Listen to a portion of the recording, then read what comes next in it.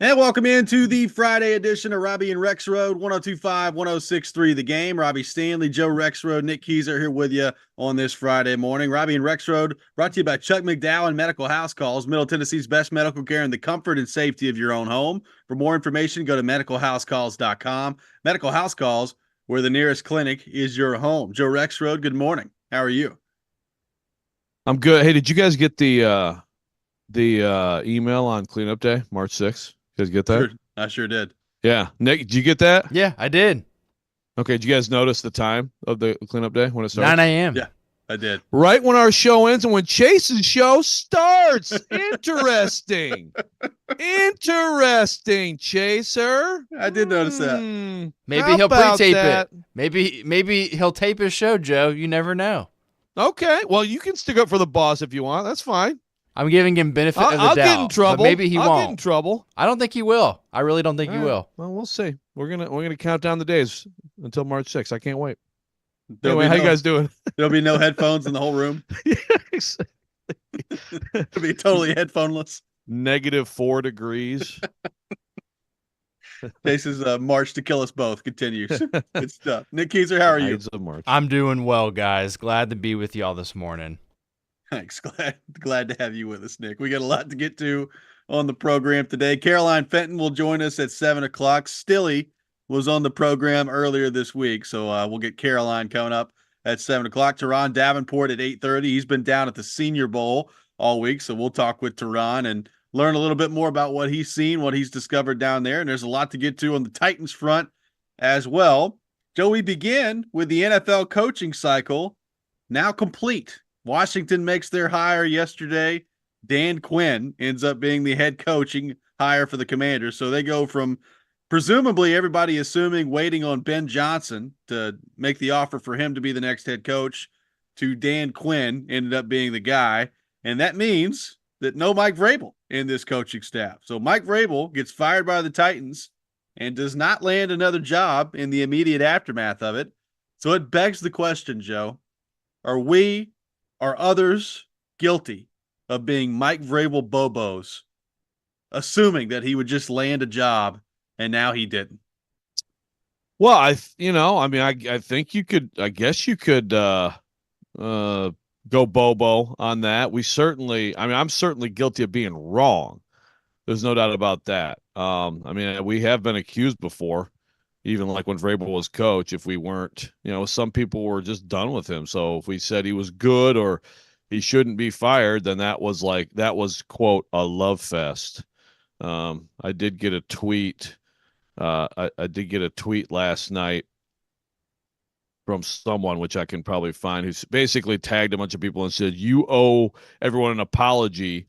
Yeah, I got that one too. Oh, you tagged on that one too? Oh, yeah. You owe everyone an apology for talking about ownership. And it's like, well, look, I am surprised about Vrabel for sure. So let's compartmentalize things, okay? Vrabel, I am surprised, especially because, so what, 8 coaches, right? And 5 were defensive coaches. Yeah. So it's not like it's just because it's offensive guys for everybody, right? Vrabel and Belichick. I think there's a little bit of they're different, but maybe there's a little bit of the same kind of commentary on both in a way. So I'm definitely, I was definitely wrong about that. As far as criticizing Amy Adams Strunk or ownership, this does not change what she did over the last 2 years. This is not, because Vrabel didn't get a job this cycle, and I still think he will next cycle, but hey, we'll see.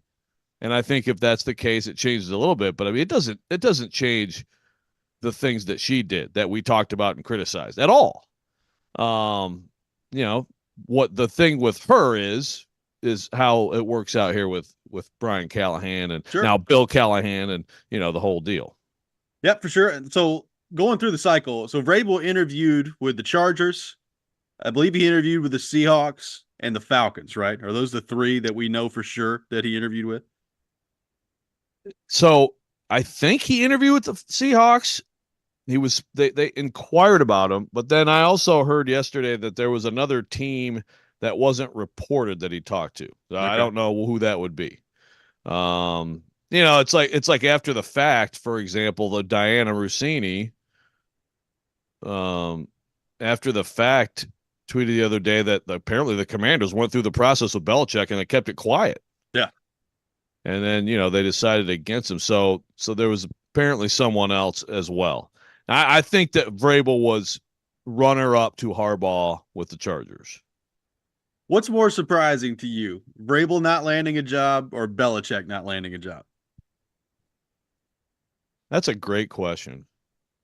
Now that we sit here today,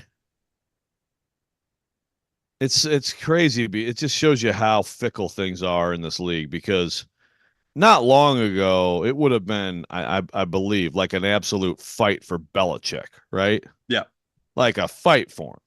And you have a couple crappy years, and you have the whole Brady leaves and wins it, and it's just like perception. I think it has changed so much to his detriment. So I think I might actually say Vrabel, because there is still some, a lot of these teams still are thinking younger, and Vrabel's still in his 40s. And again, there was so much, there's still like NFL people out there, like, expressing how stunned they are that Vrabel wasn't hired, considering how he's viewed around the league. But right. So I guess I'd go there. What about you? It's close though. I think it's close. I mean, I would probably go Belichick, just from the standpoint of, it felt like when Belichick left New England that Arthur Blank was just like waiting with contract in hand to hand it off to Bill Belichick and make them his coach. It felt like it was a foregone conclusion at one point that Belichick was going to end up in Atlanta, and then he didn't. So because it felt like there was like a specific place that an owner really wanted Bill Belichick, and it didn't end up working out, I think I'll give the slight edge to Belichick there. But I would have thought both of them would have landed a job. Yeah. Yeah. I mean, so go through okay. So obviously, I mean, it's interesting because, again, the offensive, whiz was actually kind of underrepresented when it came down to it in this cycle, because Slowick staying, and that was, some people talked about that as a possibility, right? Yeah. Frank Smith with Miami, it didn't really, nothing really happened there. And of course, the big surprise is that Ben Johnson doesn't go anywhere. So you end up with, first of all, from the Titans' perspective, you end up with, it works out great because, you get your guy, and you get Dave Canales is another one, but he was kind of almost a little bit of a surprise. So it's Canales and it's Callahan, and then it's Harbaugh, obviously a big prize. And everybody else is, it's Dan Quinn, veteran defensive guy.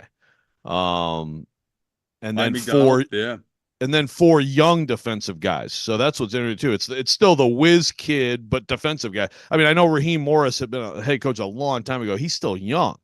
McDonald, Morris. I mean, Antonio Pierce is not a young guy. And then Gerard Mayo, of course, is sort of the chosen one here in New England. So, really interesting. So that leaves Belichick, Vrabel to top it. But like I said, Ben Johnson, Pete Carroll, if he's going to get out there. I mean, Aaron Glenn was out there, and some other guys too. I mean, I didn't see Eric Bieniemy get an interview. Did he get an interview? I don't think so. Not that I saw anyway. So, but bottom line to your question at the top, I mean, in all seriousness, I don't think we're Bobos, but I think we're a little misguided, and also I think we were misled maybe a little bit by NFL people. But the thing is, though, some of the stuff I've heard, I mean, like I've heard people, like gushing about Vrabel as like a commissioner candidate someday. Like, he really impresses apparently at these meetings and things like that, which isn't the same as I want him as my coach. But I still think Vrabel is going to get a head coaching job. I also think that like he was going to be selective in this process, knowing that, frankly, he can get paid probably 8-9 million this year to do nothing. Yeah. So, keep that in mind too. But yeah, I mean, I was complaining when they fired him about not trading him, and imagine if they would have waited to try to do that. Yeah, exactly. That was one for sure that I was wrong on. Robin Clarksville on the text line says Vrabel to Ohio State, book it. Got another text that says Vrabel haters need to chill. It's so tiresome. To them, it's all one way or the other. No room for nuance, like most things. Social media brain rot is strong. This is from an unnamed texter on the text line. Yeah, give us your name because I pretty much celebrate every word you just typed there. Craig says, do you think the reason everyone thought Vrabel would get a job quickly was because everyone just assumed he was going to get the Patriots job? Yeah. Yes. It's funny, Craig. So when shortly after he was fired, I was slacking with our Patriots writer Chad Graff. I'm like, hey, enjoy Vrabel, man,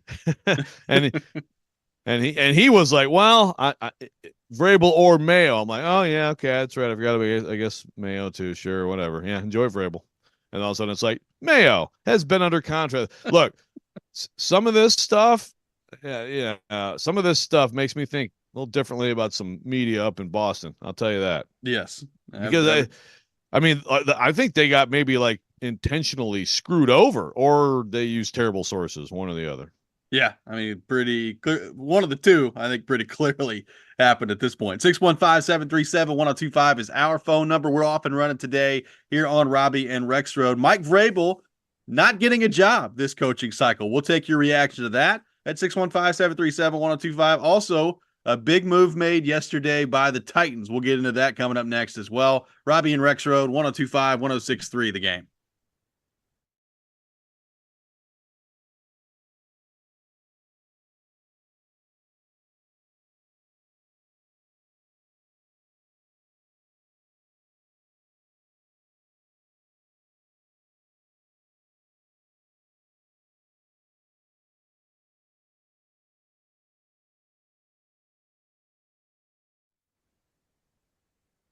Hey, Robby Stanley here, and happy Super Bowl to all who celebrate from FanDuel, America's #1 sportsbook. If you're like me, Super Bowl Sunday, all about finding that couch, grabbing the favorite football snacks, and placing some super bets as well. San Francisco and Kansas City. I think it's going to be a great game. I'm going with Kansas City and Patrick Mahomes. It's just very difficult for me to bet against him this time of year, but you can take it any way you want to take it. FanDuel has so many ways for you to end the season with a W. Not only can you bet on who will win Super Bowl 58, but FanDuel also has bets for which players will score a touchdown, how many points will be scored, and so much more. New customers join today and you'll get $200 in bonus bets if your first bet of $5 or more wins. All you got to do, visit FanDuel.com/Rob to sign up. Once again, that's FanDuel.com/Rob. Make every moment more with FanDuel, an official sportsbook partner of the NFL. Must be 21 or older and present in Tennessee. $10 first deposit required. Bonus issued as non-withdrawable bonus bets that expire 7 days after receipt. See terms at sportsbook.fanduel.com. Got a gambling problem? Call the Tennessee Red Line at 1-800-889-9789.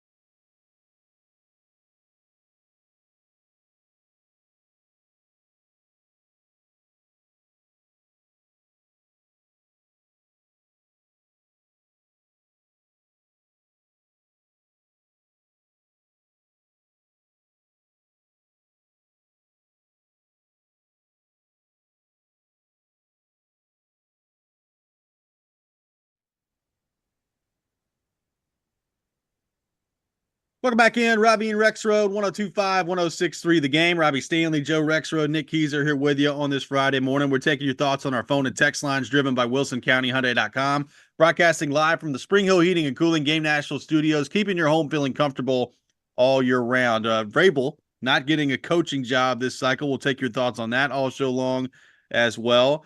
And a big move made yesterday by the Titans. Not necessarily an unexpected move, although I will say, maybe a little bit more unexpected around circles than I thought.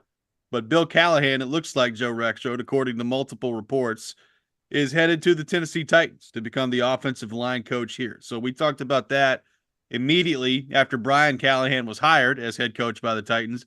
Would his father, Bill, could be coming along with him? Would the Cleveland Browns allow that to happen? And it appears like the answer to that is yes, and that Bill Callahan will be joining the Titans and their coaching staff, which is, I think, a huge get, obviously, for Brian Callahan to get his father in here. But the quality of offensive line coach that Bill Callahan has been for a long time in this league, it's a big deal for the Tennessee Titans. No doubt. It's a big, big deal. First of all, shout out to Mary Kay Cabot, one of the few holdover beat writers, long time Cleveland beat writer who still beats the Schefters of the world with stuff. There's not a lot of that left in the NFL. Got the story first, and it was, I mean, she reported like it's locked up and over. And you look at the whole thing, like it appears, obviously there's conversation, like I'm pretty sure like when Brian Callahan got the job, he called his dad, Probably so. So there's been conversation, but it was pretty fast from they requested him and it's over. Right. Can I just say, I think that we need to take some crap for Vrabel for sure. I'd like to give a lot of crap out to Kahersky and everybody else is like, the Browns, he's under contract. You know how stupid that is. And I first guessed the stupidity of that. I just want it on the record. I mean, you did. I mean, seriously, it's Ben Stiller. It's Ben Stiller in Happy Gilmore. Yes. Get in there and make those wallets. I mean, like the Browns are gonna make Bill Callahan keep working for them. I mean, it was the dumbest concept. And I gotta. There's something I really got to give crap to that I heard the other day. Like, oh, this is not happening. Like, what? How is that gonna? If it's not happening, then it's just they're not letting him out of his contract. That's the interesting thing. If they wouldn't let him out of his contract, then he's like, okay, then he's going to retire, I guess, right? I guess. That would have been my guess. I mean, there's no way, like you cannot ask the guy to just suck it up and keep working for you. What is the rule on like can you retire for a year and then come back? I guess it's the duration of the contract. I guess it's probably the duration of the contract. And like, could you retire? Because I thought about this. Could you retire and then like show up to work with the Titans and be like, yeah, I'm not really working here. I just am going to visit my son at his job. Like, could that actually happen? I thought about that too. There you go. Yeah. Okay. A lot of ways that make this situation a little bit different. Unpaid analyst, yeah. And then you just get an allowance from your son. I mean, this is the first, as Mary Kay is the one who reported this too, the first son to hire a father in NFL history, which is really interesting. I mean, it makes sense. Like I certainly, like you think of it the other way, right? So it could have been the first also father to get an allowance from son. It could have been. We missed out on a big opportunity under the table. But luckily the Browns were not stupid. No, like it's. I think it makes a lot of sense from their standpoint. Look, it's just one of those business things that very rarely does something like this happen, right? And I think the Browns probably understood that had they not done that, Bill Callahan would have not been very happy and would not have wanted to be there. So when you have that situation, you're probably best off letting him go at that point. And then, look, it's still, to me, Joe, comes down to better personnel. Like, you're going to have to make some good decisions at offensive line this offseason. Obviously, the draft is going to be a big part of that. We talked about Brian Callahan with Kahersky the other day and, some comments that he's made on scheme and how you can help your offensive line that way. So I'm interested to see how the Titans do that. But I will say, I mean, there's no question that this is the best offensive line coach they've had in a while. I mean, certainly since Mike Munchak has been in here, just based on track record and based on, clear evidence of what he's done in his coaching career. So, it still starts with talent, and it still starts with going and finding a left tackle this offseason. But this is, I don't think if you're a Titans fan, you have to worry about your offensive line coach not being adequate anymore. Yeah, exactly. So that's the interesting thing is, at some point, however long they're here, they'll probably draft someone high. And if that offensive lineman isn't good, then that'll be really interesting. I mean, it's going to take a lot for anybody to turn on the position coach when it comes to offensive line. We've talked about him before. He's an elite offensive line coach for a long time in this league. I think it's kind of, with Munchak not in the league, because he was also that. I mean, the Titans, between Munchak and now Callahan, I mean, that means they've had two of the best of recent times. A lot of people think, it's basically Callahan and Jeff Stoutland in Philly. And I'll again reiterate what I said maybe last week, which is Jeff Stoutland is great. He's fantastic. And I have no idea who's better, but they're both incredible coaches. And Jeff Stoutland had Andre Dillard for several years, and we saw what he is as a player. So there's still a limitation here, I mean, this is not Mr. Miyagi with Daniel's leg, slap the hands, and then all of a sudden you turn someone into an all-pro offensive lineman. But it's a big deal. It's bring Andre Dillard back in there. Let Bill Callahan coach him up and trot him back out there at left tackle, Joe. I'll tell you what. Not waste the draft pick on Joe Alt. Hey, you know what? If by some incredible lightning bolt of stunningness they didn't cut Dillard and he turned into a decent player under Callahan, then we would know who's a better offensive line coach. Callahan would have to be ranked ahead of Stoutland. So some breaking news on the Titans front. Ian Rappaport has put this out there. The Titans are hiring Jaguars pass game coordinator Nick Holtz as their new offensive coordinator under Brian Callahan. So that's coming out this morning. Just a few minutes ago, Ian Rappaport putting it out there. Nick Holtz will be the new offensive coordinator for the Tennessee Titans. Joe Rexrode, what do you think of that? Interesting. I was kind of warming up to the Stoodsville idea. The more veteran guy and like the run pass balance and all that. This is another example of first interview should tell you something, right? Absolutely. Because he was the first guy they interviewed. So, I figured it was gonna happen soon, and it's stunning that it actually happened on our show. How about that? Yes, but I mean, it's. I mean, if the Titans had their way, they would wait until 9:01. But when we start cleaning the office, but yeah, that seems like a fine hire. I mean, look, there's not like a huge track record. Jacksonville this year, disappointing overall. Trevor Lawrence was disappointing a little bit. Trevor Lawrence was also banged up a little bit. But it makes for certainly a very young staff across those top positions. So Bill Callahan is the gruff veteran to sort of, settle down these Gen Zers? I guess so. Millennials. I guess they're probably technically millennials. millennials, like the beginning part of millennials. So you got Brian Callahan as head coach, who's 39 years old. Denard Wilson as defensive coordinator, who's 41. And now Nick Holtz as offensive coordinator, who is also 39, but who will be 40 here in a few weeks on March 26th. So those are your kind of, obviously the head coach is separate, but your two leadership positions of the offensive side and defensive side of the football are young guys. So got the wily veteran of Bill Callahan coming in to coach up the offensive line. And right now, the rest of the coaching staff, pretty darn young for the Tennessee Titans. Veritable babies.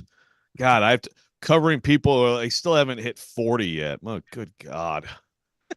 I'm like Helen Thomas. Can I have a question, please?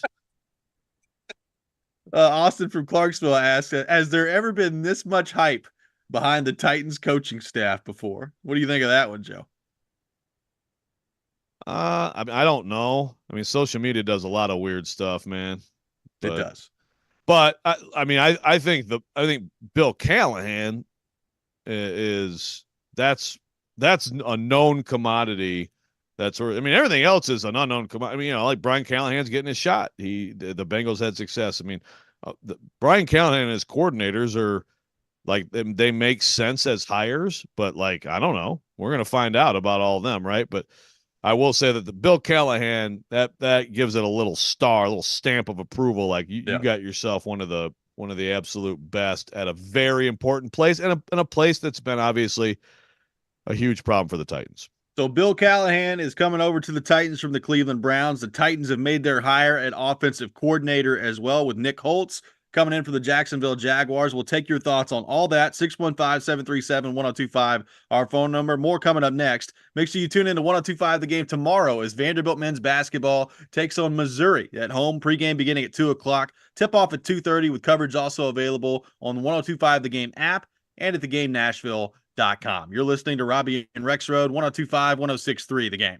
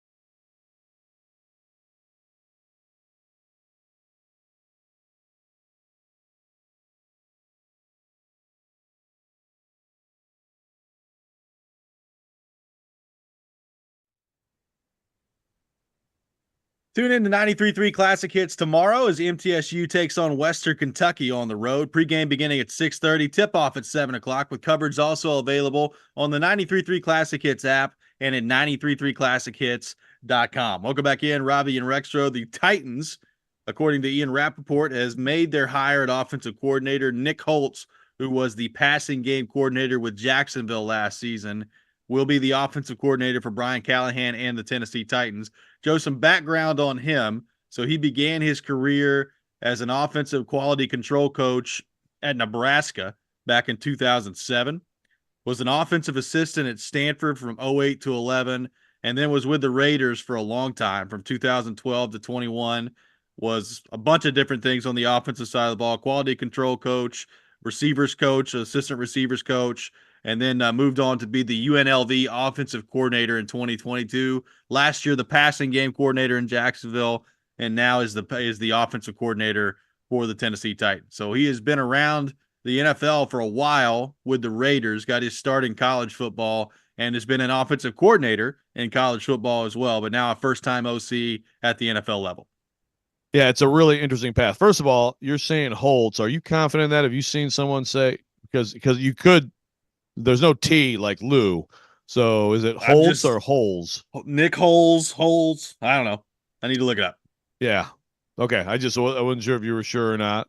I'd like it to be Holes. We could say there's no holes in this hire. You know what I'm saying? Oh boy. Well, now I hope it's not that. Yeah. No, but we need to figure that out. I mean, I think first of all, when people hear Nick Holtz, they'll be like, "Oh, so this is another one of Lou's kids." He's not another one of Lou's kids. But, really interesting path, like you said. So he was with the Raiders, and he and Brian Callahan were there for part of that time. He was quality control, assistant receivers, quality control, then assistant receivers again. And that's even, I mean, he's as of 21, he's an assistant wide receivers coach in the NFL, goes and basically across town, takes this OC job with UNLV, right? Yep. Interesting career move. It's not like, it's not like at UNLV, like, I mean, they don't have a great program. They don't have great players. I'd look at that as a bit of a risk, but also to show he can be an OC. And then he gets the Jags passing game coordinator job off that, and now he's here as the OC. I would definitely call him in terms of his path. I mean, he's a little bit of a dark horse, to get this job. But here's the thing, as someone pointed on the text line, I mean, he was catching passes from Brian Callahan at De La Salle High in Concord, Northern California, back in the early 2000s. Maurice Jones-Drew on that team, by the way. Oh yeah. And then he goes to Colorado as a walk-on receiver. Brian Callahan goes to UCLA as a walk-on quarterback. But that Nebraska first gig, which is a video intern, was of course with Bill as coach. So you think we've been talking about Bill and Brian in the turnabout, so Bill back then, he's the head coach of the Raiders, in 2002, take him to the Super Bowl. I guess they were freshmen in college then, but he was with the Raiders under Gruden before that, right? So he's got Brian and his buddy, take him to the movies. All right, guys, yeah, here you can have a few extra bucks to go to Chili's, I guess, after the movies. And now he's working for them on an NFL team. How about that? Yep. And look, Brian Callahan obviously going to be the one calling the plays here, and he's confirmed that at his press conference. But I would expect the nature of this relationship, Joe, to be pretty similar to the one that he had with Zach Taylor, right? I mean, that's just kind of the way that I would expect things to go down here, where it's a really kind of involved approach by everybody. And I'm not saying that, Brian Callahan is going to take series off from calling plays, like maybe that happened in Cincinnati at times when, Zach Taylor was off doing something with the defensive side of the ball. Maybe it will. We'll see what happens on that front. But, I think a lot of people say, well, who cares who your offensive coordinator is if your head coach is the one calling plays? It does matter. Like you got to have a competent person on that side of the ball helping you out with game planning, helping you out with play calling when you need some help in that area. So it's not, I wouldn't just brush off the offensive coordinator just because the head coach is calling plays. No, I mean, look, Brian Callahan's going to call the plays. But even talking to Zach Taylor about how it went, after hired Brian Callahan, I was trying to get Zach Taylor. I was trying to get from Zach Taylor, like, okay, tell me exactly like how the process is. And as he pointed out, you're the head coach. I mean, you have all these other obligations. So it was basically like Brian Callahan with the Bengals developed the game plan and all this stuff. Yes, Zach was in on that, but it was basically like late week. Then like he's plugging into it, and they're going through the play, like, they're going through the script early, but even just like, okay, when they do this, we're doing this. Like they kind of, it's almost like a full script of a game that they go through. But that's Brian Callahan had to develop all that stuff and have it ready for Zach Taylor, right? So what the Titans do on a weekly basis, I assume it's going to be the same process. Why wouldn't it be, right? And if that's the case, yes. I mean, this guy's going to be critical. Like, again, and here's the thing. I mean, this is a quote unquote buddy hire, right? Yep. I mean, it's a buddy hire. But that's also, remember, they were also on an NFL staff together. So it's not like it's purely just like bringing back the gang from high school. So, and as far like someone on the text, I was like, I'm not excited about this. The Jags last year, that's this thing. It's like 1 year as passing game coordinator of the Jags. How do you evaluate that? I mean, the entirety of the Jags season is disappointing without question. Trevor Lawrence, whether it's injury or just maybe he's just like, his ceiling isn't quite as high as we thought. I don't know. Do you put that on this guy who was there for 1 year? No, I mean, look, it's interesting because there was a stretch this year where they looked great throwing the ball, right? Like, I mean, they were 1.83 and they were throwing the ball well and playing well. And then he started to get hurt and their season went the other way and he played poorly really after that. So like, how much of that do you put on the passing game coordinator? I don't know. I mean, he was part of the staff, right? So I would imagine there's some that you could put on him. That part of it is interesting. Just that whole thing with that operation, with the talent they had on the offensive side of the ball, for them to collapse the way they did in the second half of the season, it's still kind of hard to believe for me when you look at actually the weapons that they have on the offensive side of the ball. So, I mean, like, I get it. You look at the coaching history that we just kind of laid out there, and as you said, it is an unconventional path to get there. And it is, a coaching staff that at the moment is a little young. Now, having said that, they hired Tolbert yesterday as wide receiver coach. And how old is he? He's 56 from the Chicago Bears. So yeah, he's been there for a long time. Yeah. Right. So they do have, beyond the three main positions that everybody worries about at head coach, DC, and OC, with Bill Callahan coming in, with Tolbert being hired yesterday, they do have some pretty good experience kind of in the surrounding areas of the coaching staff that they're starting to build. Yeah. And look, what I don't know is, I mean, obviously Peterson that's his baby, right? Is the offense in Jacksonville. Like structurally, were there flaws in their offense? Did it get better? Did it get worse than the year before in his 1 year? What were his exact responsibilities? When you get like passing game coordinator, remember Tim Kelly was technically that too, when he was basically an assistant tight ends coach with the Titans 2 years ago, so I mean, I'm sure this was not that, but I'm just saying it's hard to know exactly what that entails. Ed says, will Bill Callahan drive everyone home until they get their licenses? Yeah, there you go. Maybe stop at Sonic, get some blasts, get some blue raspberry with nerds blasts. Possibly. Everybody pile in. We've only got so much room in the car. Brian, why did you run on 3rd and 7? That's how I'm going to be in the press conference. You and Koharski going to bring up the average age a little bit in there. That's true. I mean, actually, I'm still a baby compared to this press corps. So thank you. You made me feel better. Yeah, you're very welcome. 615-737-1025 is our phone number. Joe, real quick, what do you make of the Tolbert hire as wide receivers coach coming in from the Chicago Bears? I know everybody saw that yesterday on Titans Twitter and said, really? The Chicago Bears wide receivers coach, and did not have much excitement about that. But what do you make of that hire? Well, but okay, so DJ Moore was amazing this year. I know. Wide receivers coach. He's had a successful career. I mean, he's worked with a lot of good players, and So I think, again, I do think that overall that, like you said there, the balance of some experience and young folks is probably a good thing. So it seems like a good hire. Again, I thought Rob Moore was a good receivers coach, but this guy has a good resume, so I think that's makes sense. I don't dislike. I don't even think like a guy like Mooney has gotten better there, but I mean, it is very much, you look good when you have good players and vice versa. Terry from Clarksville has a good question. Is he the OC and QB coach or just the OC? I'm assuming not. Now the Titans haven't put anything out officially, so until that happens, we may not know that for sure. Right. But I'm assuming there will be a separate quarterback coach to go with him, especially because that really hasn't been his path. I mean, his path has not been. He's been in a wide receivers coach, assistant Right. wide receivers coach. Now he's been an OC, so you could, but he hasn't been. He hasn't come up as a QB guy like Callahan did. Now, so but that's another interesting thing. The QB coach is really Brian Callahan, right? I Right. mean, yeah. So but I imagine they'll have a separate one of those.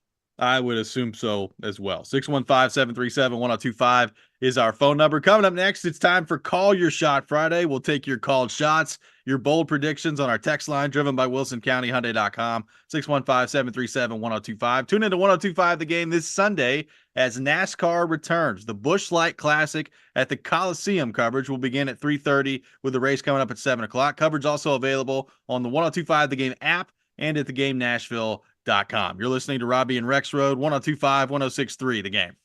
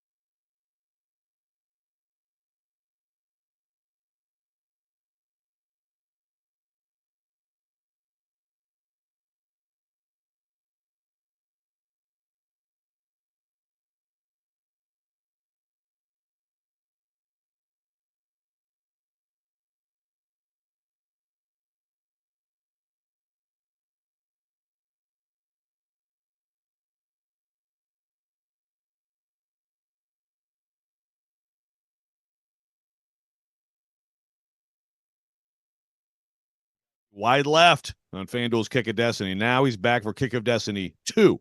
This time you can play along. All you got to do is choose if Gronk is going to make or miss.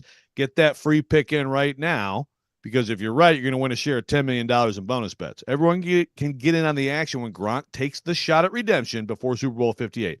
Whether your team make or your team miss, all you got to do is head to the FanDuel Sportsbook app, get that pick in. It's absolutely free. Then tune in before the game and see Gronk's kick live. You're going to win a share of $10 million in bonus bets if you're right. If you're new to FanDuel, go to FanDuel.com/Joe102 and sign up. Make every moment more with FanDuel, official sports betting partner of the NFL. And you got to be 21 or older and present in Tennessee. No purchase necessary. $10 million prize pool to be split equally among all eligible participants who made the correct pick. Prize issued is now withdrawable bonus bets that expire 7 days after receipt. Restrictions apply. See full terms at FanDuel.com/sportsbook. Gambling problem? Call the Tennessee Red Line, 800-889-9789.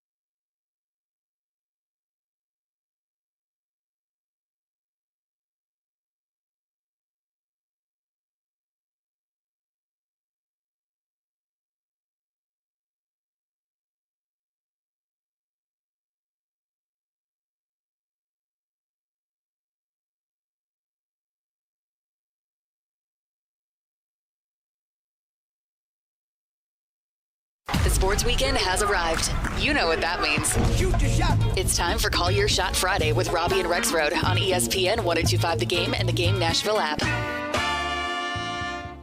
It is that time of the week, time for Call Your Shot Friday here on Robby and Rexrode. We'll take your called shots, your bold predictions on our text line driven by WilsonCountyHyundai.com, 615-737-1025.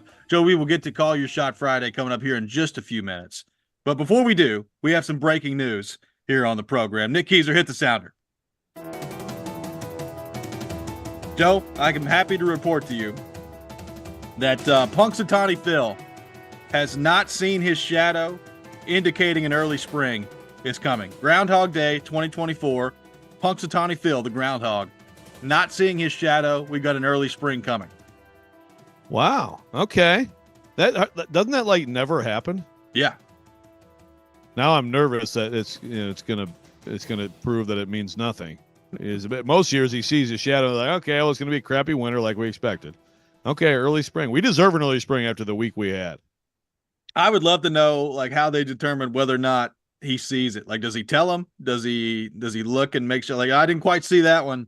But Yeah. Punxsutawney Phil apparently not seeing his shadow. I've wondered about that too. I don't know. I'm sure that's. I guess like, did they ever address that in Groundhog Day? I don't know. Yeah, It's a good question. We need to. That's good though. Hey, it's worth a shot, man. Let's Need to get to an the early bottom spring. of that, but I wanted to give some good news to the people that according to the groundhog, good news is on the way, and then early spring is coming in 2024. So do with that information what you will. Joe Rexrode, how did we do last week in Call Your Shot Friday? Let's see. Nick had the Predators beating the Oilers to snap the Oilers 15-game streak, which we counted as a shot. It didn't happen. And Vanderbilt women beating South Carolina. That was definitely a shot. Didn't happen. They did hang in better than most teams do. They also lost last night to Ole Miss. They're in a little bit of a tailspin. Kaharski, Travis Kelce will score twice in Baltimore. He didn't, but he did have a big day. He did. Baltimore will score less than 20 points. Hello, Kaharski. And Mahomes, I don't know. I'm sure this is absolutely the case. Mahomes' passer rating will be 25 points or more better than Lamar Jackson. I think that I would guarantee happened, you right? that's probably the case. Yes. I had Jamar Gibbs outrushing Christian McCaffrey. Jameer Gibbs, sorry. Outrushing Christian McCaffrey. I don't think he ended up doing that. He was way outplaying him until everything fell apart for the Lions. I had Patrick Mahomes will outrush Lamar Jackson. I think he did, right? Let me look. I think, but at first glance, I think that he did. Patrick Mahomes, okay, 15 yards. Lamar, no, he did not.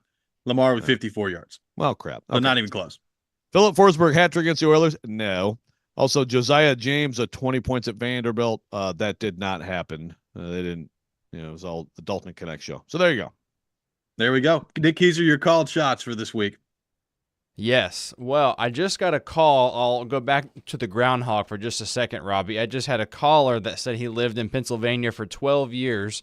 He said that most of the time he does get scared and he'll go back to his hole. That's how you know is because he's afraid of his own shadow. So there you go. So, okay. All right. There but we go. anywho, Good to know. Just wanted to pass that along from one of our callers. But my called shot, just because there's no NHL hockey, but there is the All-Star game, I'll say that Team Matthews will win the All-Star game. It's really kind of a small tournament, and Philip Forsberg is also on that team as well.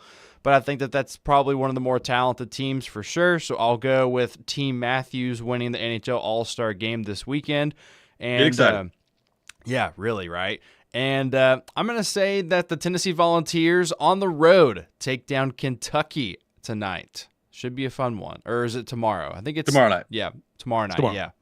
So there you go. There you go. I like it. Joe Rexrode, your It's a called shot. shots for this week. I'd count that as a shot.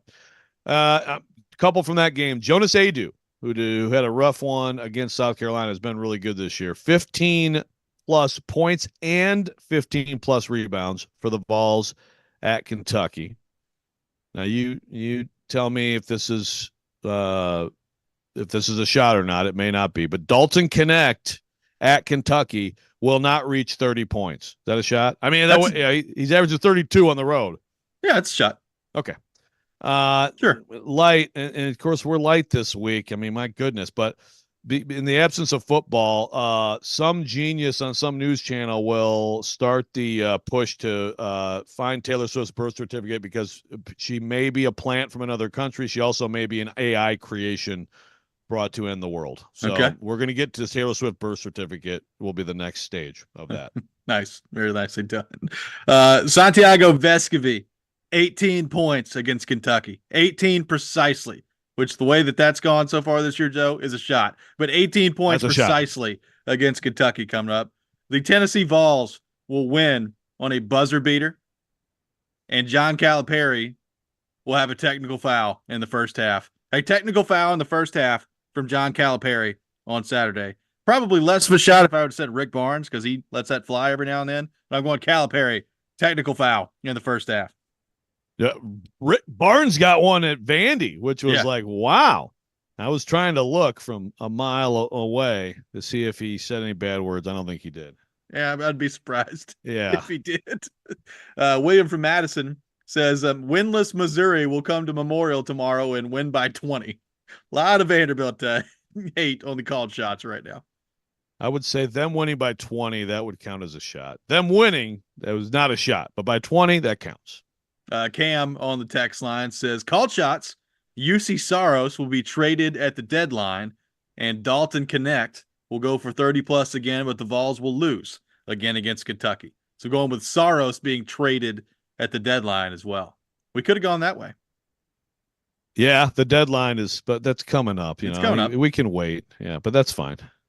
There's not a lot going on this weekend. I mean, there's the college basketball slate that I know that Joe Rexrode will have, that helmet where you got like the two beer holsters to the side with the straw that comes down. That'll be Rexrode on Saturday, just watching a big day of college basketball. I believe 3 top 10 matchups on Saturday, Joe. It's right up your alley. Oh, I'm pumped, baby. At YouTube TV, you can do the 4 screen. Oh, yeah. You can do the four games at once. I'll be all over that. All over that. 615-737-1025 is our phone number. We'll continue to take your called shots throughout the show. Coming up next, we'll be joined by Caroline Fenton. We'll get her thoughts on the Titans, the coaching staff that they're assembling, and her thoughts on the situation in Knoxville with Tennessee taking on the NCAA as well, which, by the way, Danny White releasing a scathing statement again yesterday. We'll get to all of that coming up. Robby and Rexrode, 102.5, 106.3, The Game.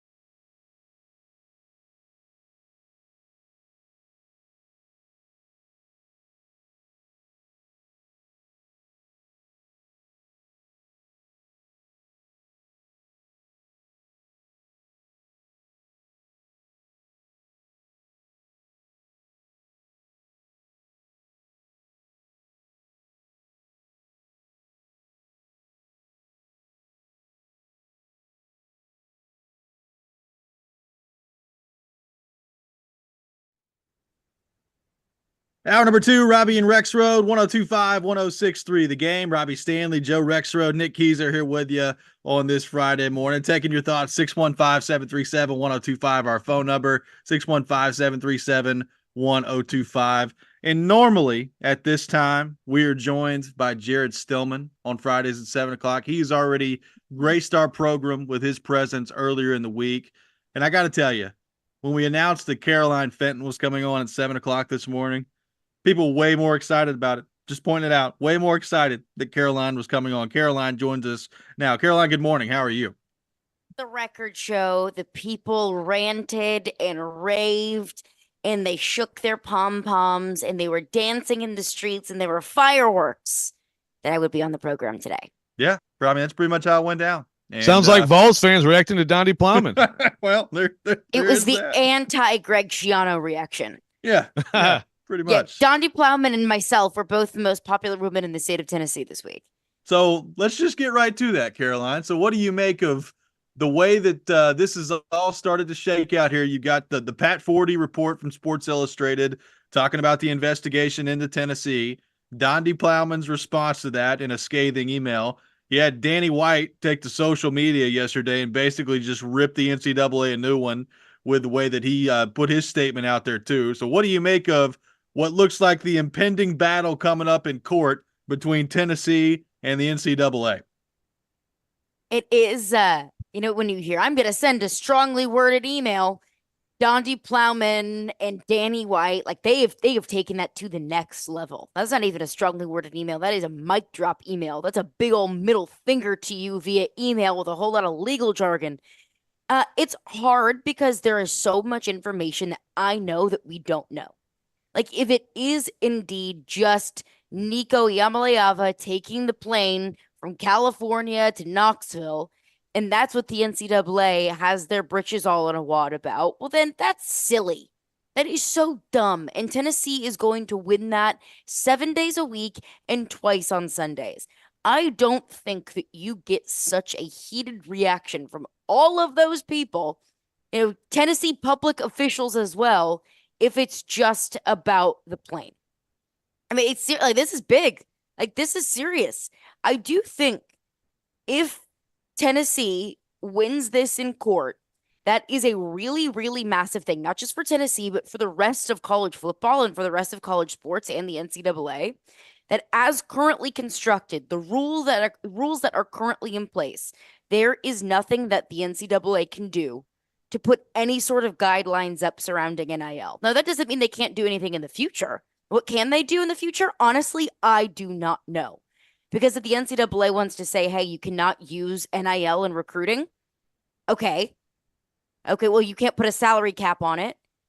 Okay, you can't limit how much an individual player can make via NIL. Okay, what other restrictions are there that the NCAA can start to enact? I think this is a Congress issue, and I think this is much bigger than Tennessee. This is about college football, because I look at what they're potentially coming down on Tennessee for, and I'm thinking, well, I'm sure my alma mater did that. I'm sure Texas A&M did that. I'm sure probably damn near close to every single school in America did those things because it wasn't against the rules. Yeah, no, I agree. I mean, there's definitely more to what they told Tennessee. I mean, the New York Times was able to get that one detail about Nico, right? But there's definitely more to it. Right. But I still wonder, like how much of the more to it. I mean, they gave Tennessee a recap, I guess, of what's coming, and obviously Donnie Plowman used lack of institutional control in the letter back to them. So, like, yeah, like you don't use that if that's not already brought up. Like, you don't incriminate yourself by bringing up lack of institutional control if you don't think that is in some way, shape, or form at least on the table. But I think that Tennessee being on probation doesn't necessarily help. That's the difference here with Tennessee and maybe some other schools that could be under investigation is you just went through this. Right. The repeat offender thing, very fresh. But at the same time, it's like, to your point, it's like, I mean, there's a restraining order on basically enforcing any rules around NIL. And so it's going to be a court case. So if you can't enforce any rules around NIL, first of all, what else is this about? And again, I just go back to, if it's all old stuff from that time period when it was like Tennessee's out there telling people, right? I mean, the collectives out there, yeah, man, we got a lot of money we're giving these guys. Like, if it's all about that time period, I think that's just insane of the NCAA to try. But that's what I don't know. Like, is there stuff recently that coaches on Tennessee football, and remember, it's other sports here too, Yeah. Have done that it actually is problematic. But what is that? Well, Like, what are those problematic things? Tampering, okay, I get it. I know that's what Tony Vitello was suspended for. What was it, this past season? Yeah. That I get Yes. that. Okay, that is something that the NCAA can enforce. But NIL related, because I'm with you. There's got to be something else. But what is it that you cannot do? And what is it that Tennessee might have done that the NCAA wags their finger and says, no, against the rules, that Tennessee can't fight and say, okay, well, I'll just slap you with an antitrust lawsuit?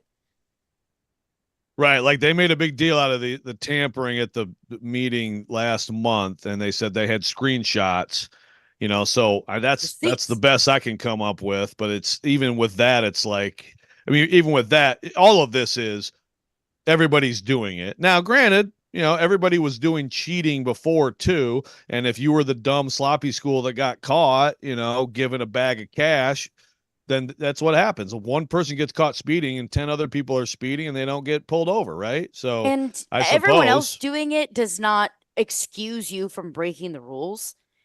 Because yes, I do think that everyone is tampering, but again, that is against the rules. And if you get caught for it, you're gonna get slapped with some sort of, whatever the NCAA can do. We're gonna slap you on the wrist and publicly reprimand you. We're gonna put you in the town square, and everyone's gonna shout shame to you. But that's really, I think, all the NCAA can do. So if there is more there, which I do believe that there is, I just don't know what is incriminating. And look, I am not anti-rule. I am not anti-NIL regulation.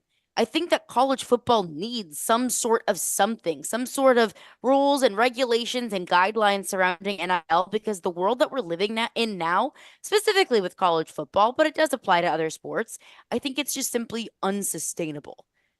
Like, what the world that we're living in now, it like, truly, the toothpaste is out of the tube. But I don't know what regulations exist outside of Congress enacting federal NIL law so that not all 50 states can come up with their own individual NIL law. Outside of that, good luck, NCAA. Caroline, on the Titans front, so the staff starting to come together. They hired Denard Wilson as defensive coordinator. Bill Callahan, it was announced last night, broken news last night, that he's coming over from the Browns to be the offensive line coach. Nick Holtz, as of this morning, is the offensive coordinator for the Titans, who was the passing game coordinator with the Jacksonville Jaguars last year. So the staff is coming together. What do you make of the staff at this point that we know of, that Brian Callahan is putting together? And is there any concern that when you look at the head coach, the defensive coordinator, and now the offensive coordinator, they're all right around the age of 40? That is, I would say, if I had a concern, that is the concern, is you have a second-year general manager, a first-time head coach and first-time play caller, a first-time offensive coordinator, which doesn't really bother me very much, because I knew that it was going to be a young, up-and-coming first-time OC, because what veteran offensive coordinator is going to take the job and not be a play caller? It's more so the defensive coordinator, because I've looked back in the past of first-time head coaches that are play callers, like Sean McVay hired Wade Phillips to be his defensive coordinator. That is, the been there, done that, established DC. Same thing with Mike McDaniel in Miami, Vic Fangio. Like, that is an established DC that Mike McDaniel can do his offensive thing and say, okay, you take over the defense. I defer to you. You've been there on the block. You know how to do this thing. That is just my one concern, maybe skepticism. It's not a bad thing that you have a young coaching staff. But if I would look at one thing and circle, maybe this is a red flag here, I would say the age and experience level. But Bill Callahan, I think it was Charles Robinson on with you guys, and Charles Robinson said there are two of the most important assistant coaches in the National Football League are Jeff Stoutland, offensive line coach in Philadelphia, and Bill Callahan. Yep. Looking at how much offensive line has been a thorn in this team's side, specifically for the last couple of years, and how much it limited Will Levis, how much it limited this offense as a whole. Yes, it was due to talent. Like, Andre Dillard's just bad. Like, if Jeff Stoutland can't coach up Andre Dillard, no one can. So it was definitely a talent issue, but it was absolutely a coaching issue as well. That Jason Hodeling had no business being in that position. So I think bringing in Bill Callahan is huge. That is absolutely massive. And with Denard Wilson, I think he's really intriguing. Young, but I am intrigued to see, and I don't know if there's any news that came out this morning that I missed while I was asleep. He's young, he's inexperienced, but everywhere he has gone, he's won. Is that because of him? Is that because of personnel? Is that because of the defensive coordinator? I don't know. But I don't think that it's a coincidence that last year the Eagles had the best pass defense in the National Football League. And this year they had the 31st pass defense in the National Football League. Like, surely he has to have something to do with that, right? So I'm really excited about that hire. But I do wonder, do they bring in a veteran assistant coaches around him? Like a Terrell Wilson 2.0. To come in and coach up the defensive line and almost serve as like a mentor for Denard Wilson. Not someone that's like breathing down his neck and not someone that's overbearing, but just someone on the defensive side of the ball that he can go to and say, hey, where do I go here? What do I do here? Because there's not a ton of that veteran experience, mentor kind of, figure on the coaching staff now. Okay, Austin from Clarksville says, Joe, you should ask Caroline about her opinion on Rand not being at the Senior Bowl and TD's tweet. What was TD's tweet? I think TD tweeted me and Jared and just basically said, let me pull up TD's tweet because I don't. This was a tainted win for Jared, by the way. It is not off that Rand Carthon isn't at the Senior Bowl. Plenty of GMs aren't here. The coaching staff still has to be filled, and he's involved in the process. Also, all the practice film is available for viewing. Look, I just said I thought it was kind of odd initially that I heard it wasn't there. It's really not that big of a deal to me. I'm not going to say that if the Titans lose their first game that it's because Rand wasn't at the Senior Bowl. Like, it's really not that big of a deal to me. But when I heard that he wasn't, I questioned, okay, why? Like, that's a little weird that he's not there. It's an opportunity to scout. It's an opportunity to interview some of these guys. It's an opportunity to get ahead of the draft process. But it's not the end of the world. I will live. It's an opportunity to give Jared a predetermined win in Jared versus Joe. A predetermined win. You know how I felt. You know how I felt about it. You know how he felt about it. Those can't be the basis for wins or losses. That's some whining going on from Joe. It is about the debate. I work for the people, not for you. But you already knew our sides on that, though. The people needed the discussion about it. I am here to provide a good debate and a good program. That's fine, but then you have to judge on things that are actually argued. And also, when do I ever ask questions about things that I don't know your thoughts on? Like, hey, what do you think about the war in the Middle East right now? Like, I'm not going to ask that question. I think that there's questions that you ask where we haven't necessarily touched on that topic. Sure there are. Sure there are. Sometimes. I just sense a lot of whining going on. That's a tough job. It just got a lot of whining. Robby, do you have any cheese to go with Joe's wine? I do. I'll get him some. Wonderful. I want Jared to win some too. It's fine. Thank you. Doesn't sound like it. It's like pro wrestling. Caroline, thanks so much for taking time to be with us this morning. We'll be listening at 11 o'clock, and we'll talk to you soon.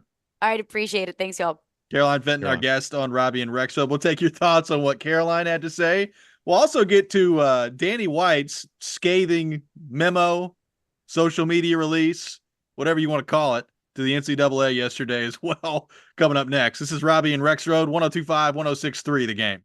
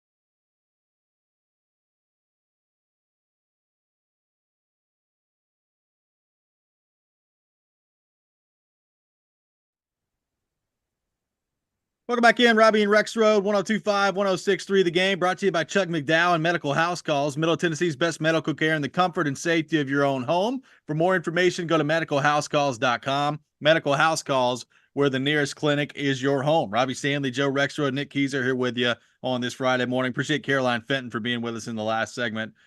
Joe, the onslaught against the NCAA continued from Tennessee yesterday. Let me just read the statement that Danny White, Tennessee athletic director, put out there yesterday on social media and made the rounds all over the place yesterday. Quote, the NCAA generally does not comment on infractions cases because there's a rule against it. However, that has not stopped them in the past from leaking information to the media as they did this week about us. Their actions made this ill-conceived investigation public and forced us to defend ourselves. It's clear that the NCAA staff does not understand what's happening at the campus level all over the country in the NIL space. After reviewing thousands of Tennessee coach and personnel phone records, NCAA investigators didn't find a single NIL violation, so they moved the goalpost to fit a predetermined outcome. They are stating that the nebulous, contradictory NIL guidelines written by the NCAA, not the membership, don't matter, and applying the old booster bylaws to collectives. If that's the case, then 100% of the major programs in college athletics have significant violations. This is obviously silly and not productive, as is blaming the membership whenever they are challenged. We need to be spending our time and energy on solutions to better organize college athletics in the NIL era, something that the NCAA leadership failed to do back in 2021. Student athletes, prospective student athletes, coaches, and administrators across the country deserve better, and I refuse to allow the NCAA to irrationally use Tennessee as an example for their own agenda. Pretty strong stuff from Danny White that came out. So the onslaught from Tennessee is continuing. Like, Joe, I'm half expecting Josh Heupel to hop up on somebody's Instagram Live today and just start railing against the NCAA too. What did you make of Danny White's statement? Exactly. Got Heupel today. He'll just come out and say, suck NCAA. And then maybe just Nico himself tomorrow, right? Maybe so. Then we get Nico's family, or I mean, there's a lot of possibilities, man. It is a steady stream of Tennessee people going after the NCAA and making their views known. It is interesting. This is one thing that Tennessee fans have complained about. The way he starts his thing, right, is not stop the NCAA from leaking information to the media as they did this week about us. I mean, that's true. They did. Pat Forty has a source of the NCAA, and he got the story. They decided they wanted it out there, right? I mean, but that happens all the time. Sure. Tennessee leaks stuff too. I mean, people are acting like that's some sort of like, sin against humanity. I mean, that's what happens. I mean, if you're covering like this sport, then you have to try to get it from both sides. I assume the New York Times got it from the NCAA, but I don't know that either. I mean, the funny thing about the whole leaking information thing is what we know is what we know. Nico and the plane from the New York Times, right? So does that information put Tennessee in a better or worse light than it might be otherwise? I mean, I don't know. What do you think? I think it sounds ridiculous. I mean, I think not that anybody's saying that's the only thing, but that it's isolated by itself. Yeah. Yeah. I mean, but that piece of information, I think more people are going to be sympathetic to Tennessee than the NCAA, right? Yes. So I'm just saying, like, you look at what's leaked, what gets out there, and people make assumptions. The bottom line is reporters are trying to get every bit of information they can. Tennessee came out when a bunch of us requested this letter from Donnie Plowman. They attached all the emails about Tennessee trying to get an NCAA meeting, and they wouldn't answer it. No one asked for that, but they said, here, look at this too. You know what I mean? Right. I mean, that's just what happens. So it's a constant. They are waging a war in public. Tennessee right now is definitely winning the war publicly. NCAA put out a statement too. And look, I don't think everything in their statement was ridiculous. I mean, they are right, as we've talked about, like, you guys all want this under control. And now, here we are. But at the same time, between the court case and this constant stream of statements, I mean, Tennessee fans are just like, It's just like, it's like the Avengers, they're lining up against the NCAA. So, We got I to come up was, with a better name for Nico's plane. Like the plane from Green Bay was a cool thing. We got to come up with something. yes, the Spire. Yeah. The plane from where does he live? I forget. The plane from Long Beach. The plane from Long Beach, Yes, yes. Long Beach to Knoxville. Um, but it's just, it's just, they are waging this. It's just another example of how they are waging this publicly. And certainly, I mean, Donde Plowman's getting big cheers at the basketball game, and people love it. It tells me, well, I guess the one thing that I wonder, I guess, Robby, is there's no question that that they have to fight, and the attorney general jumps right in, and it's legal, right? But like, is this purely like just their disgust that this would become a thing, or do they look at this as like this is a necessary firefight that they have to engage in publicly, because there is concern that in the end they could end up with a Nico ineligible, a team not going to the postseason, whatever it may be. Yeah, it's a great question. I mean, it feels like there's just a lot of frustration boiling over from their dealings with the NCAA. Yeah. And the question really is like, is that frustration just from this entire process that they just went through, and now you're having to go through something again? Or are you scared to death if you're Danny White and Donde Plowman that the hammer's about to drop on your football program? Yeah. Because, and like, and the macro of this, like Andy Staples wrote, really good comment, like this could be the one. This is specific to NIL, this court case. But like Vanini was on our show, he's like, I'm not sure. Yeah, there's a lot of different cases. Is this the one? I don't know. I think there are going to be other schools that are joining this, but unless, does this like make the NCAA, enforcement pivot and be like, like, do they change course because of this, because of the lawsuit? I don't know. 615-737-1025 is our phone number. Coming up next, we'll get back into the Titans, the hiring of their coaching staff. There is one story in the world of college athletics that is pretty incredible that we'll get into as well. Coming up next, all that ahead. This is Robby and Rexrode, 1025, 1063, The Game.